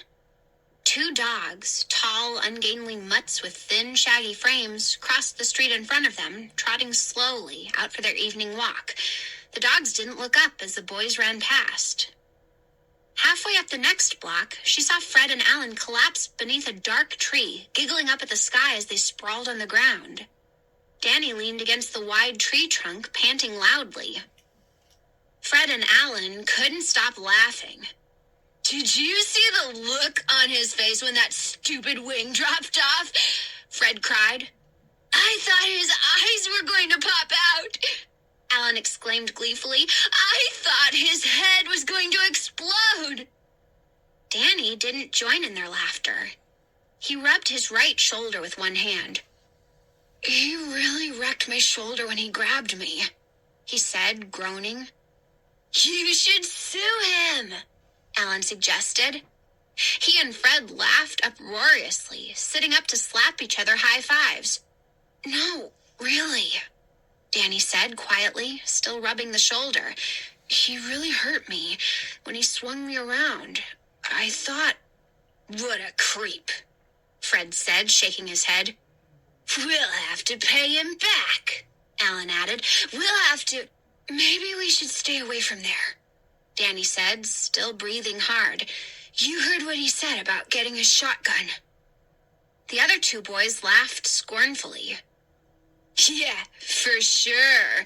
He'd really come after us with a shotgun," Alan scoffed, brushing blades of freshly cut grass from his scraggly hair.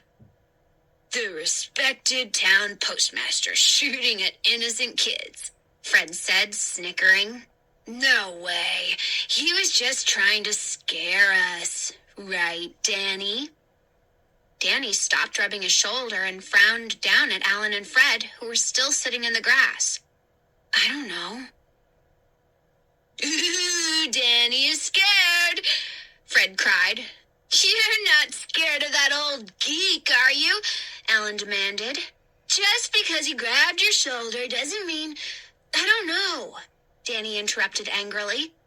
"The old guy seemed pretty out of control to me. He was so angry. I mean, maybe he would shoot us to protect his precious mailbox." "Bet we can make him a lot angrier," Alan said quietly, climbing to his feet, staring intently at Danny.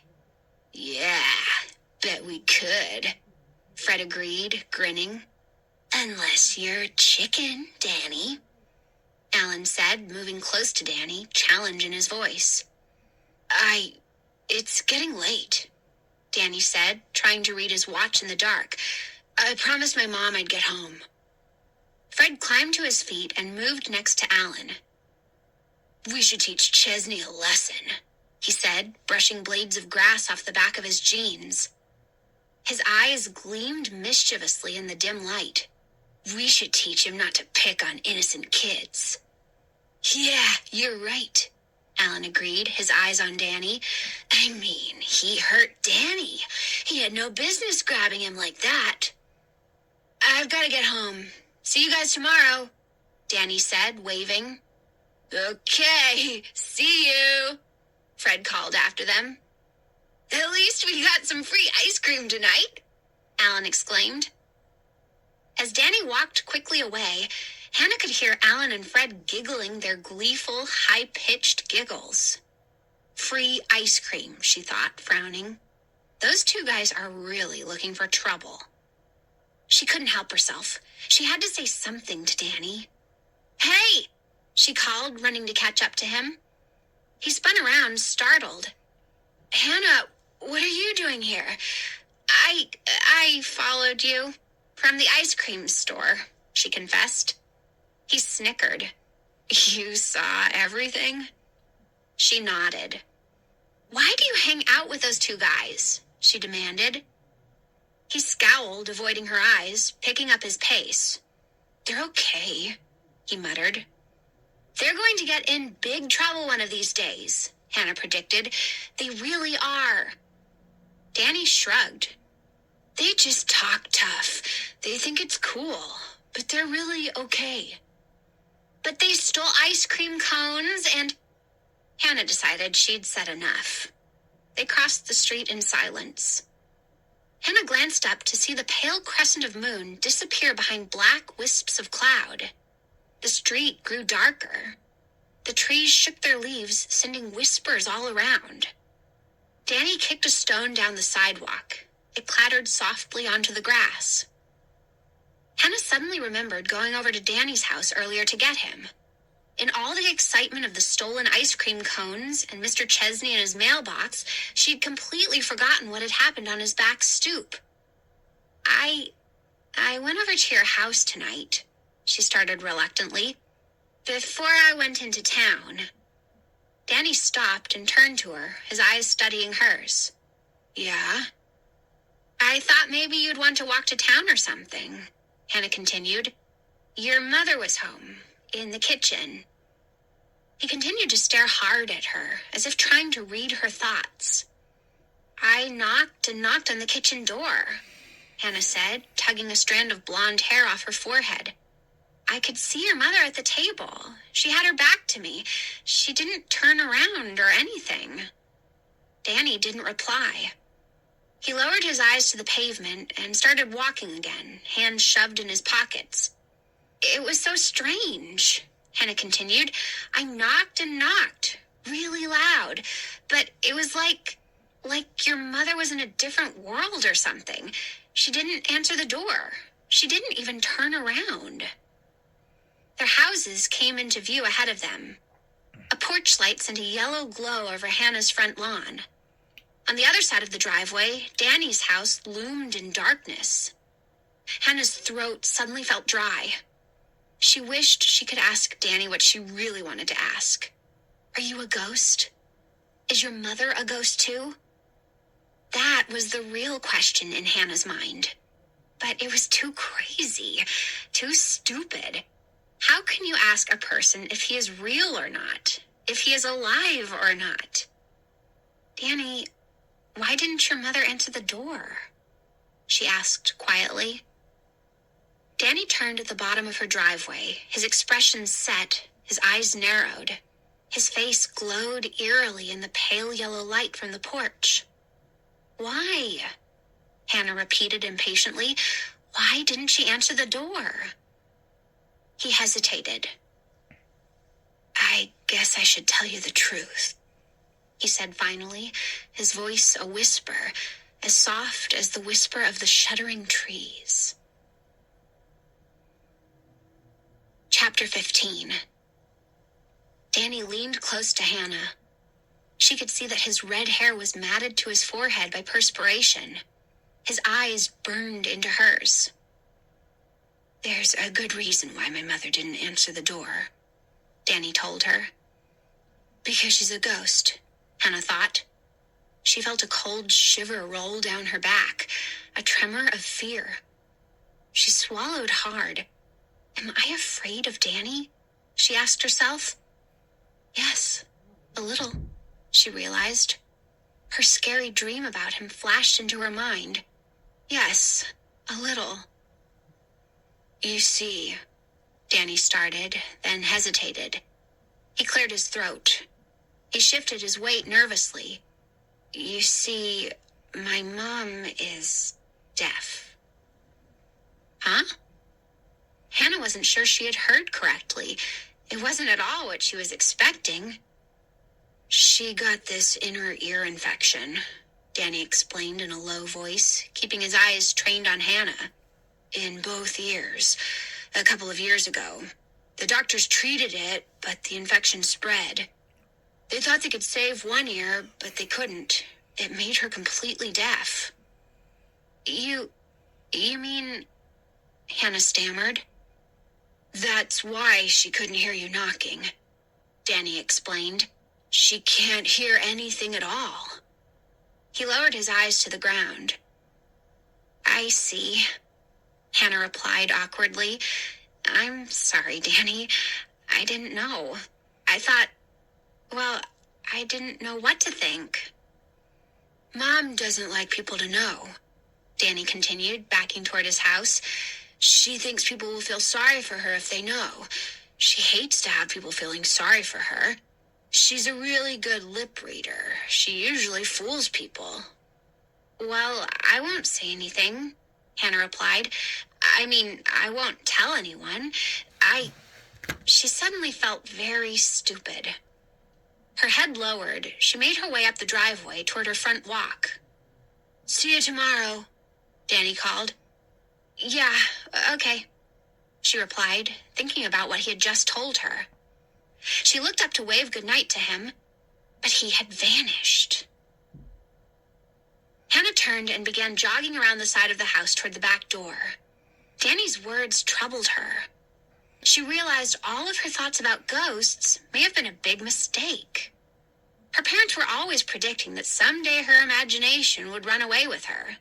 Now maybe it has, Hannah thought unhappily. Maybe I've totally lost it.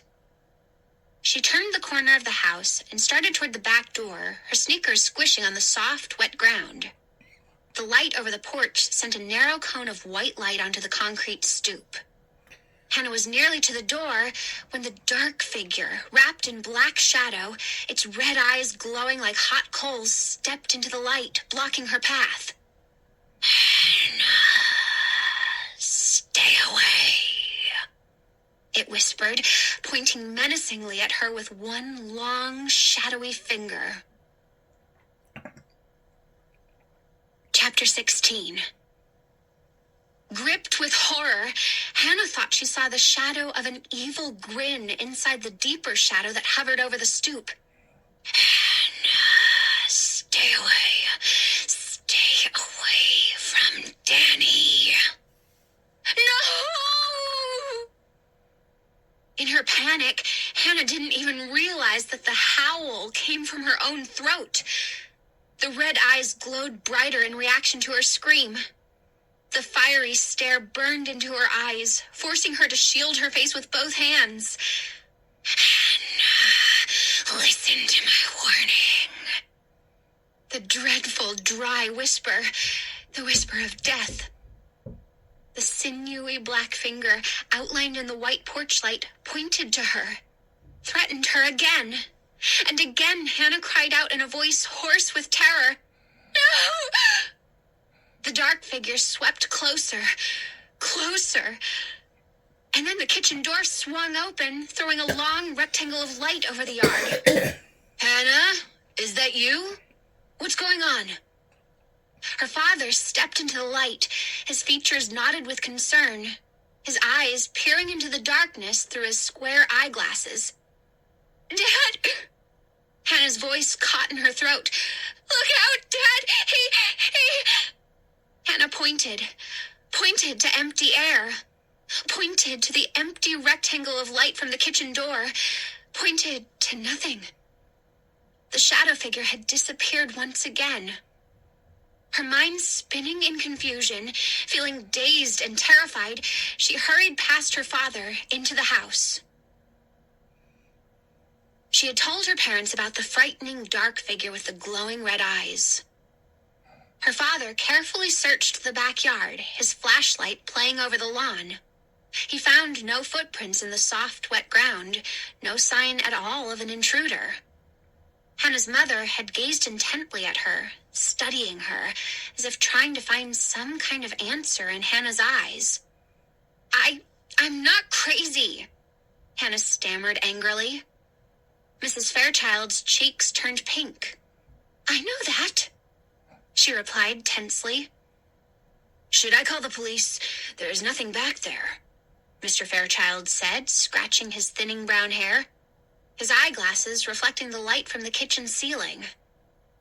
I'll just go to bed, Hannah told them, moving abruptly to the door. I'm really tired. Her legs felt trembly and weak as she hurried down the hall to her room. Sighing wearily, she pushed open her bedroom door. The dark shadow figure was waiting for her by her bed. Chapter 17. Hannah gasped and started to back away. But as the hall light fell into the bedroom, she realized she wasn't staring at the frightening figure after all. She was staring at a long-sleeved dark sweater she had tossed over the bedpost at the foot of her bed. Hannah gripped the sides of the doorway. She couldn't decide whether to laugh or cry. What a night, she exclaimed out loud. She clicked on the bedroom ceiling light, then closed the door behind her. As she made her way over to the bed to pull the sweater off the bedpost, she was shaking all over. She pulled off her clothes quickly, tossing them onto the floor, and put on a nightshirt. Then she climbed under the covers, eager to get to sleep. But she couldn't stop her mind from worrying over all that had happened. She couldn't stop the frightening pictures from playing in her head over and over. The shadows of tree limbs from the front yard shifted and bobbed across the ceiling. Normally, she found their silent dance soothing, but tonight the moving shadows frightened her, reminded her of the menacing dark figure that had called her name. She tried to think about Danny instead, but those thoughts were just as troubling. Danny is a ghost. Danny is a ghost. The phrase repeated again and again in her mind. He had to be lying about his mother, Hannah decided. He made up the story about her being deaf because he doesn't want me to figure out that she's a ghost too. Questions she couldn't answer. If Danny is a ghost, what is he doing here? Why did he move in next door to me? Why does he hang out with Alan and Fred? Are they ghosts too? Is that why I've never seen them at school or in town before? Is that why I've never seen any of them? They're all ghosts? Hannah shut her eyes, trying to force all the questions from her mind. But she couldn't stop thinking about Danny and the dark shadow figure. Why did the dark figure tell me to stay away from Danny? Is it trying to keep me from proving that Danny is a ghost? Finally, Hannah fell asleep. But even in sleep, her troubled thoughts pursued her. The sinewy black shadow followed her into her dreams. In the dream, she was standing in a gray cave. A fire burned brightly, far in the distance at the mouth of the cave. The black figure, its red eyes glowing brighter than the fire, moved toward Hannah, closer and closer. And when the black figure came so close, close enough for Hannah to reach out and touch it, the shadow figure reached up with its stick-like arms and pulled itself apart. It reached up with its ebony hands and with bone-like fingers pulled away the darkness where its face should be, revealing Danny underneath. Danny, leering at her with glowing red eyes that burned into hers until she woke up gasping for breath. No, she thought, staring out the window at the gray dawn. No, Danny isn't the Black Shadow. No way. It isn't Danny. It can't be Danny. The dream makes no sense. Hannah sat up. Her bedclothes were damp from perspiration. The air in the room hung heavy and sour. She kicked off the covers and lowered her feet to the floor. She knew only one thing for certain after her long night of frightening thoughts. She had to talk to Danny. She couldn't spend another night like this. She had to find out the truth. The next morning after breakfast, she saw him kicking a soccer ball around in his backyard. She pulled open the kitchen door and ran outside. The screen door slammed loudly behind her as she began to run to him. "Hey, Danny!" she called. "Are you a ghost?" Chapter 18. Huh? Danny glanced at her, then kicked the black and white soccer ball against the side of the garage. He was wearing a navy blue t-shirt over denim shorts. He had a blue and red Cubs cap pulled down over his red hair. Hannah ran full speed across the driveway and stopped a few feet from him. "Are you a ghost?" she repeated breathlessly. He wrinkled his forehead, squinting at her. The ball bounced across the grass. He stepped forward and kicked it. "Yeah, sure," he said. "No, really," Hannah insisted, her heart pounding. The ball bounced high off the garage, and he caught it against his chest. "What did you say?" He scratched the back of a knee. "He's staring at me as if I'm nuts." Hannah realized. Maybe I am. "Never mind," she said, swallowing hard. "Can I play?" "Yeah." He dropped the ball to the grass. "How you doing?" he asked. "You okay today?" Hannah nodded. "Yeah, I guess." "That was pretty wild last night," Danny said, kicking the ball gently to her. "I mean, at Mr. Chesney's." The ball got by Hannah. She chased after it and kicked it back. Normally, she was a good athlete, but this morning she was wearing sandals, not the best for kicking a soccer ball. "I really got scared," Hannah admitted. "I thought that car that stopped was the police, and..." "Yeah, it was kind of scary," Danny said. He picked the ball up and hit it back to her with his head. "Do Alan and Fred really go to Maple Avenue School?" Hannah asked. The ball hit her ankle and rolled toward the driveway. "Yeah, they're going to be in 9th grade, Danny told her, waiting for her to kick the ball back. "They're not new kids? How come I've never seen them?" She kicked the ball hard. Danny moved to his right to get behind it. He snickered. "How come they've never seen you?" He isn't giving me any straight answers, Hannah realized. I think my questions are making him nervous. He knows I'm starting to suspect the truth about him. "Alan and Fred want to go back to Chesney's," Danny told her. "Huh? They what?" She missed the ball and kicked up a clod of grass. "Ow, I can't play soccer in sandals." "They want to go back tonight, to pay Chesney back for scaring us. He really hurt my shoulder." "I think Alan and Fred are really looking for trouble," Hannah warned. Danny shrugged. "Nothing else to do in this town," he muttered. The ball rolled between them. "I've got it!" They both yelled in unison. They both chased after the ball. Danny got to it first. He tried to kick it away from her, but his foot landed on top of the ball. He stumbled over it and went sprawling onto the grass.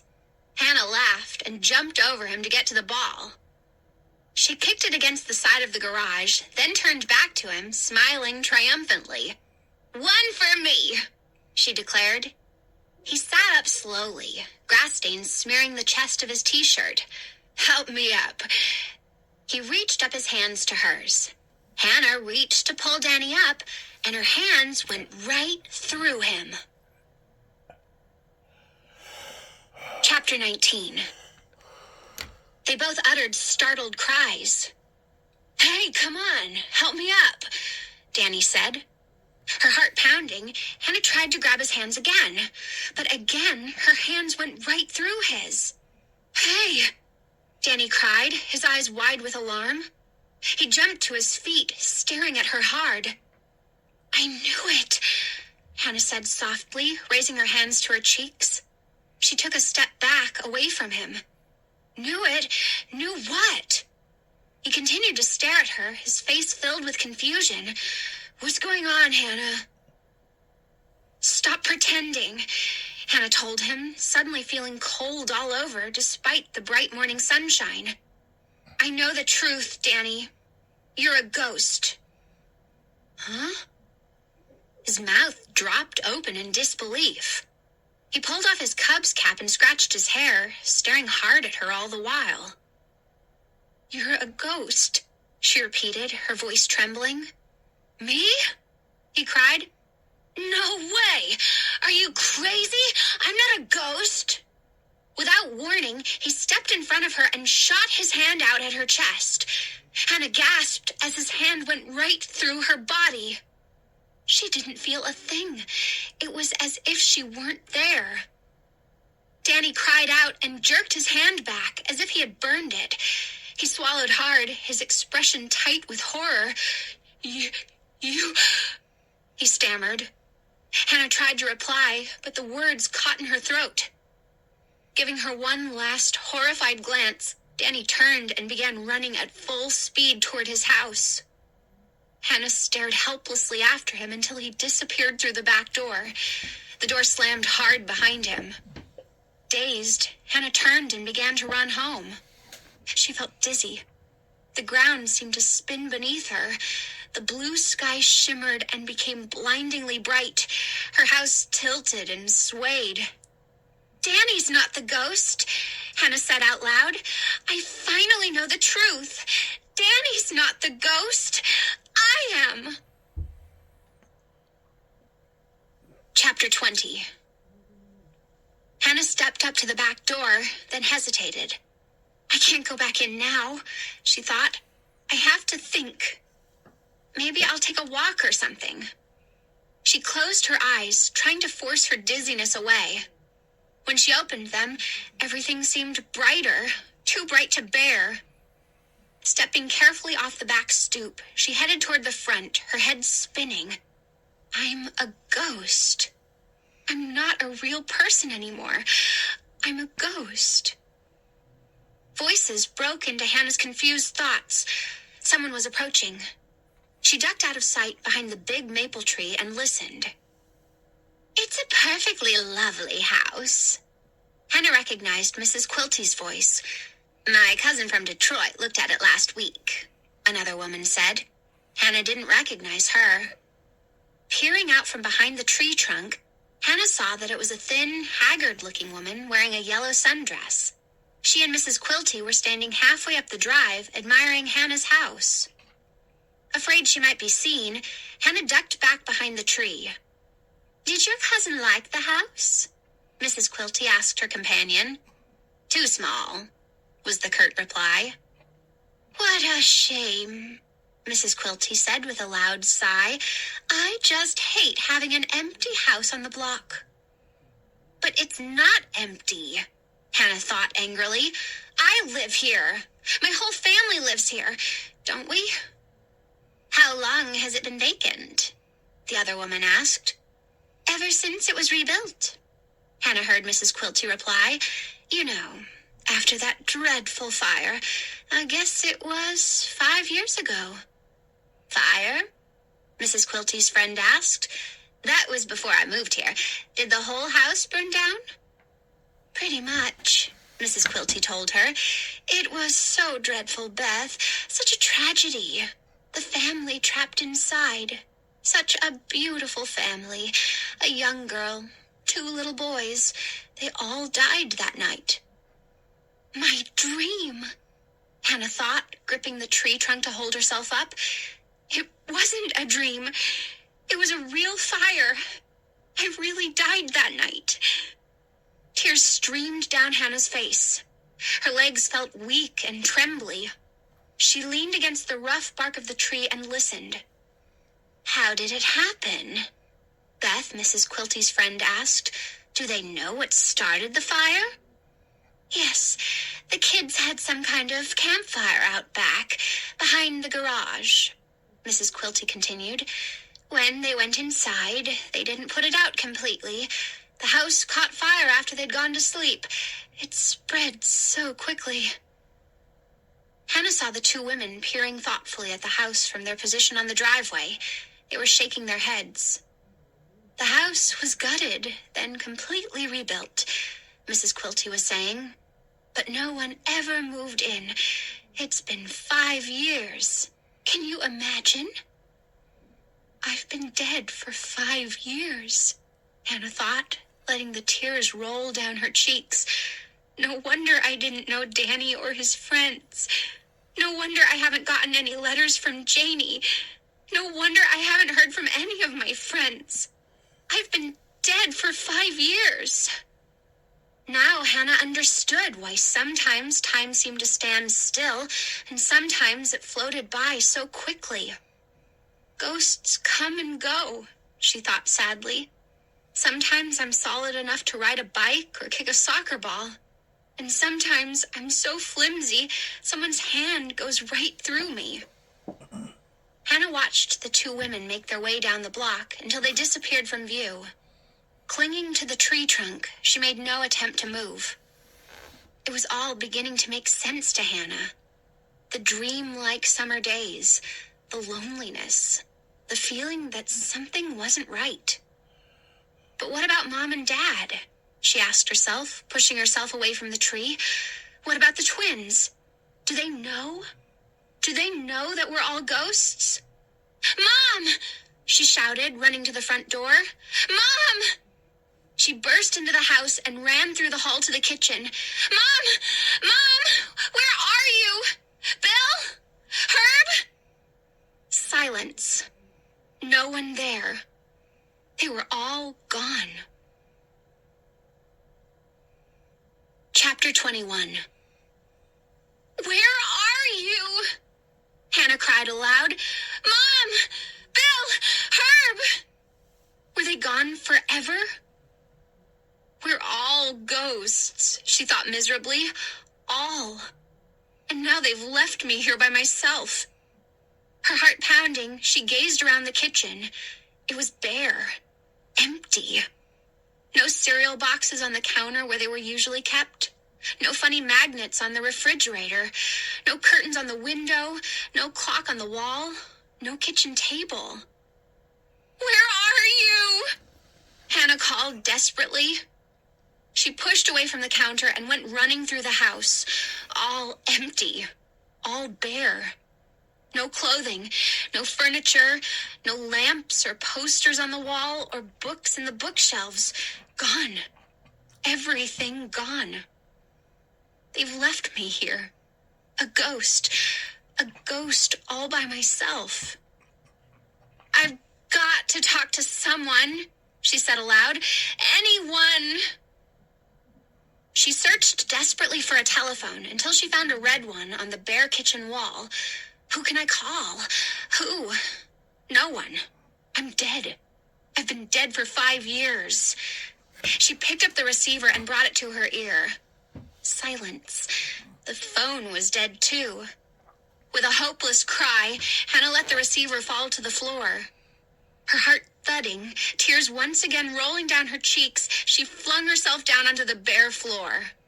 Sobbing softly to herself, she buried her head in her arms and let the darkness sweep over her. When she opened her eyes, the darkness remained. She pulled herself up, not sure at first where she was. Feeling shaky and tense, she raised her eyes to the kitchen window.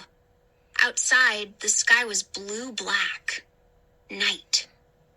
Time floats in and out when you're a ghost, Hannah realized. That's why the summer has seemed so short and so endless at the same time. She stretched her arms toward the ceiling, then wandered from the kitchen. "Anyone home?" she called. She wasn't surprised by the silence that greeted her question. Her family was gone. But where? As she made her way through the dark, empty hallway toward the front of the house, she had another premonition, another feeling of dread. Something bad was going to happen. Now? Tonight? She stopped at the open front door and peered through the screen door. "Hey!" Danny was on his bike, pedaling slowly down his driveway. Impulsively, Hannah pushed open the screen door and ran outside. "Hey, Danny!" He slowed his bike and turned to her. "Danny, wait!"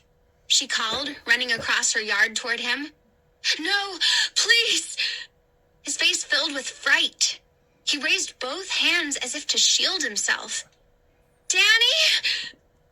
Go away!" he screamed, his voice shrill from terror. "Please, stay away!" He gripped the handlebars and began pedaling furiously away. Hannah jumped back, stunned and hurt. "Don't be afraid of me!" she shouted after him, cupping her hands around her mouth to be heard. "Danny, please, don't be afraid!" Leaning over the handlebars, he rode away without looking back. Hannah uttered a hurt cry. As Danny disappeared down the block, the feeling of dread swept over her. "I know where he's going," she thought. "He's meeting Alan and Fred, and they're going to Mr. Chesney's house. They're going to get their revenge on Mr. Chesney, and something very bad is going to happen." "I'm going there too," Hannah decided. "I have to go too." She hurried to the garage to get her bike. Mr. Chesney had repaired his mailbox, Hannah saw. The hand-carved swan wings floated out from the pole, which had been returned to its erect position. Crouching behind the same low evergreen, Hannah watched the three boys across the street. They hesitated at the edge of Mr. Chesney's yard, hidden from the house by the tall hedge. In the pale, white light of the street lamp, Hannah could see them grinning and joking. Then she saw Fred shove Danny toward the mailbox. Hannah raised her gaze beyond the hedge to Mr. Chesney's small house. Orange light glowed dimly from the living room window. The porch light was on. The rest of the house sat in darkness. Was Mr. Chesney home? Hannah couldn't tell. His beat-up old Plymouth wasn't in the driveway. Hannah crouched behind the evergreen. Its prickly branches bobbed in a light breeze. She watched Danny struggle to pull up the mailbox. Alan and Fred were standing behind him, urging him on. Danny gripped both jutting wings and pulled. Fred slapped him on the back. "Harder!" he cried. "What a wimp!" Alan declared, laughing. Hannah kept glancing nervously up to the house. The boys were so noisy. What made them so sure that Mr. Chesney wasn't home? What made them so sure that Chesney wouldn't keep his promise and come after them with his shotgun? Hannah shuddered. She felt a trickle of perspiration slide down her forehead. She watched Danny tug furiously at the mailbox. With a hard pull, he tilted it at an angle. Fred and Alan cheered gleefully. Danny began to rock the mailbox, pushing it with his shoulder, then pulling it back. It was coming loose, tilting farther with each push, each pull. Hannah heard Danny's loud groan as he gave it a final, strong push, and the mailbox fell onto its side on the ground. He backed away, a triumphant smile on his face. Fred and Alan cheered again and slapped him high fives. Fred picked up the mailbox, hoisted it on his shoulder, and paraded back and forth in front of the hedge with it, as if it were an enemy flag. As they celebrated their triumph, Hannah again glanced over the hedge to the dimly lit house. No sign of Mr. Chesney. Maybe he wasn't home. Maybe the boys would get away without getting caught. But why did Hannah still have the heavy feeling of dread weighing her down, chilling her body?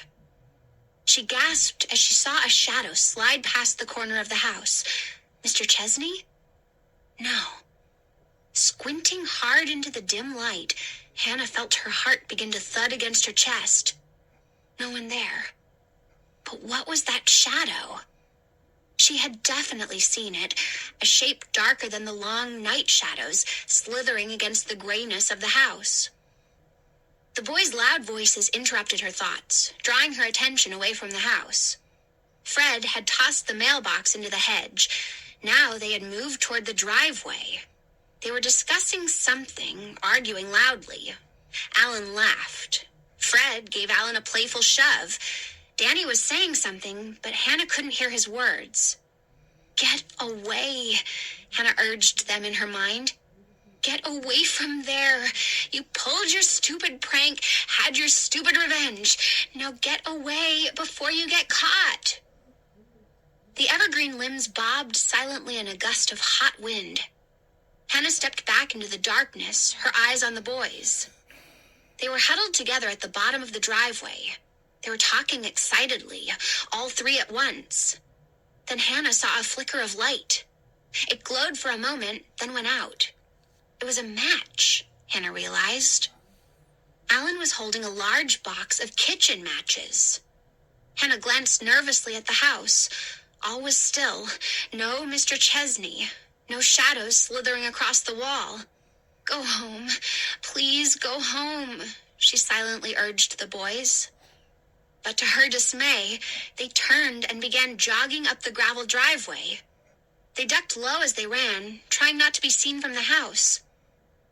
What are they doing? Hannah wondered, feeling all of her muscles tighten in dread. A shiver of fear ran down her back as she stepped out from behind the evergreen. What are they going to do? She made her way quickly across the street and ducked in front of the hedge, her heart pounding. She couldn't hear them. They must be nearly up to the house by now. Should she follow them? She stood up slowly and raised herself on tiptoes to see over the hedge. The three boys, Alan in the lead, followed by Danny and Fred, were bent low, running rapidly across the front of the house.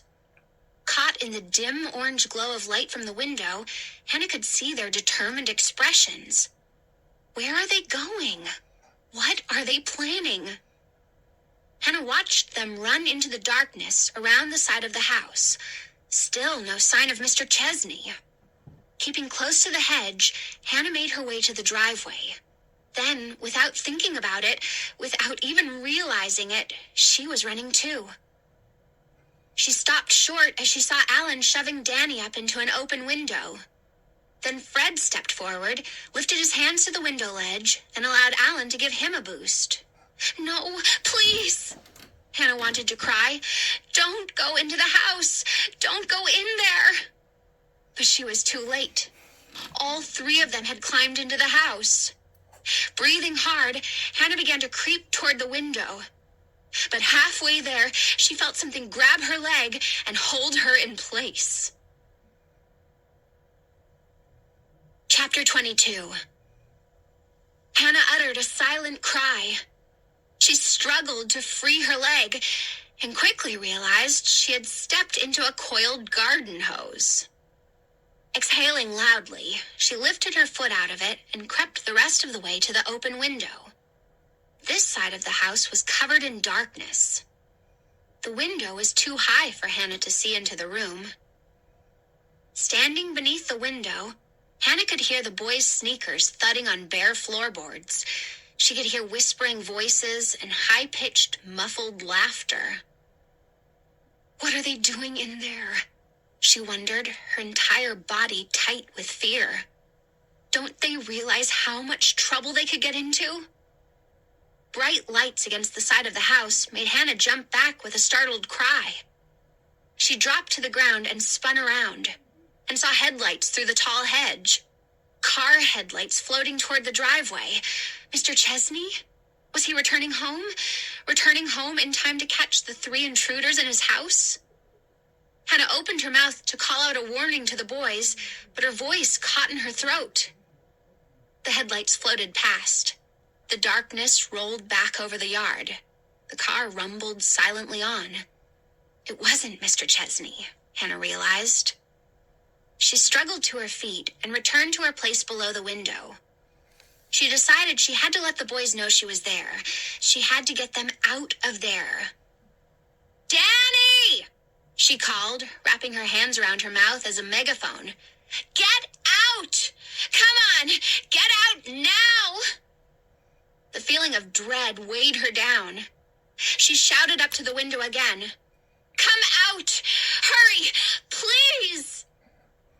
She could hear their muffled voices inside, and she could hear the scrape of sneakers on the floor. Staring up at the window, she saw a light come on. Orange light. Dim at first, then brighter. "Are you crazy?" she shouted into them. "Turn off the lights!" Why on earth were they turning on lights? Did they want to get caught? "Turn off the lights!" she repeated in a high, shrill, frightened voice. But the orange light grew brighter, became a bright yellow. And as she stared in horror, Hannah realized the light was flickering. Not lamplight, firelight. Fire! They had set a fire! "No!" she screamed, raising her hands to the sides of her face. "No! Get out! Get out of there!" She could smell smoke now. She could see the reflection of the leaping flames in the window glass. She started to shout to them again, but stopped when she saw the shadow move toward her on the wall of the house. Hannah stopped and turned her stare, and saw the dark figure, blacker than the night, its red eyes glowing brightly from the blackness of its face. It stepped silently toward her, floating rapidly over the tall, weed-strewn grass. Its red eyes appeared to light up as it neared. "Hannah, stay away," the moving shadow called in a voice as dry as dead leaves. "Hannah, stay away." "No!" Hannah uttered a frightened wail as it moved toward her. A burst of frigid air encircled her body. "No! Hannah! Hannah! Who are you?" she demanded. "What do you want?" Behind her, she could hear the crackle of flames now. Yellow light flickered behind choking waves of black smoke from the open window. Its fiery eyes glowing brighter, the shadow figure raised itself up, hovered closer, closer, stretching out its arms, preparing to pull her in. Chapter 23. Gripped with fear, Hannah raised her hands in front of her as if trying to shield herself. She heard a sudden scrabbling at the window, a muffled cry above her head. The shadow figure vanished, and then she felt someone topple onto her. They both fell in a heap to the ground. "Alan!" she cried. He struggled to his feet, his eyes wide with panic. "The matches!" he cried. "The matches! We didn't mean to. Another figure came diving out of the window as the crackle of flames grew to a roar.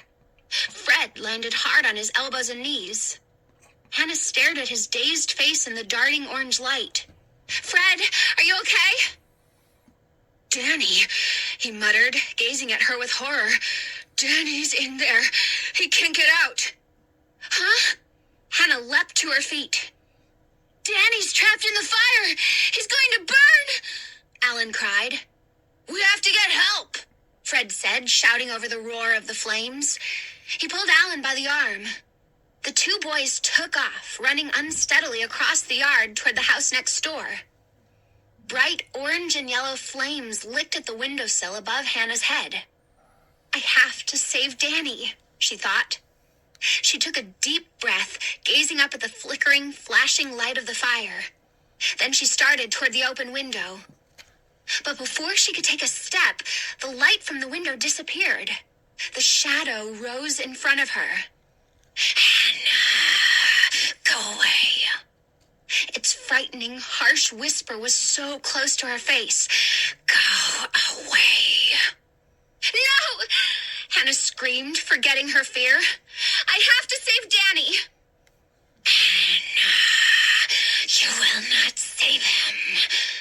came the raspy reply. The dark figure, eyes of fire, hovered over her, blocking Hannah's path to the window. "Let me go!" she screamed. "I have to save him!" The red eyes loomed closer. The darkness fell heavier around her. "Who are you?" Hannah shrieked. "What are you? What do you want?" The dark figure didn't reply. The glowing eyes burned into hers. "Danny is trapped in there," Hannah thought. "I have to get in that window." "Move out of my way!"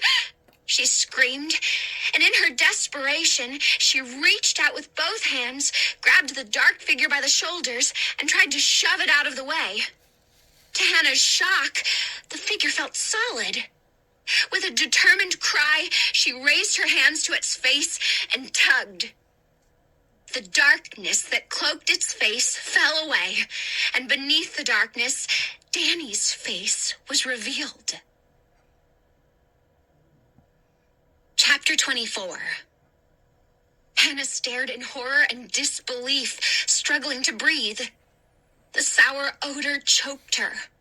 The darkness continued to wrap around her, holding her prisoner. Danny grinned back at her with the same glowing red eyes as before he'd been unmasked. "No!" Hannah cried, her voice a hoarse whisper, tight with fear. "It isn't you, Danny. It isn't." A cruel smile played over the figure's glowing face. "I am Danny's ghost," he declared. "Ghost?" Hannah tried to pull back, but the darkness held her tightly. "I am Danny's ghost. When he dies in the fire, I will no longer be a shadow. I will be born, and Danny will go to the shadow world in my place." "No! No!" Hannah shrieked, raising her fists in front of her. "No! Danny will not die! I won't let him!" Danny's ghost opened its mouth and uttered a foul-smelling laugh. "You're too late, Hannah," he sneered. "Too late." Chapter 25. "No!" Hannah's wail echoed in the darkness that surrounded her. The ghost Danny's red eyes flared angrily as Hannah burst right through him. A second later, she was raising her hands to the window ledge. Oh! The sill was hot from the fire. Using all her strength, she pulled herself up toward the darting flames and into the house. A curtain of thick, sour smoke rose up to greet her. Ignoring the smoke and the bright wall of fire, Hannah lowered herself heavily onto the floor. "I'm a ghost," she told herself, stepping into the blazing room. "I'm a ghost. I can't die again." She rubbed her eyes with the sleeve of her t-shirt, struggling to see. "Danny!" she called, shouting as loudly as she could. "Danny! I can't see you! Where are you?" Shielding her eyes with one hand, Hannah took another step into the room. Flames shot up like bright geysers. Wallpaper on one wall had curled down, the blackened corner covered with leaping flames. "Danny, where are you?" She heard a muffled shout from the next room. Dashing through the flame-encircled doorway, she saw him, trapped behind a tall wall of flames. "Danny!" He was backed into a corner, his hands raised together in front of him, shielding his face from the smoke. "I can't get through those thick flames," Hannah realized to her horror. She took another step into the room, then held back. No way I can save him. But once again, she reminded herself, I am a ghost. I can do things that living people cannot do. "Help me!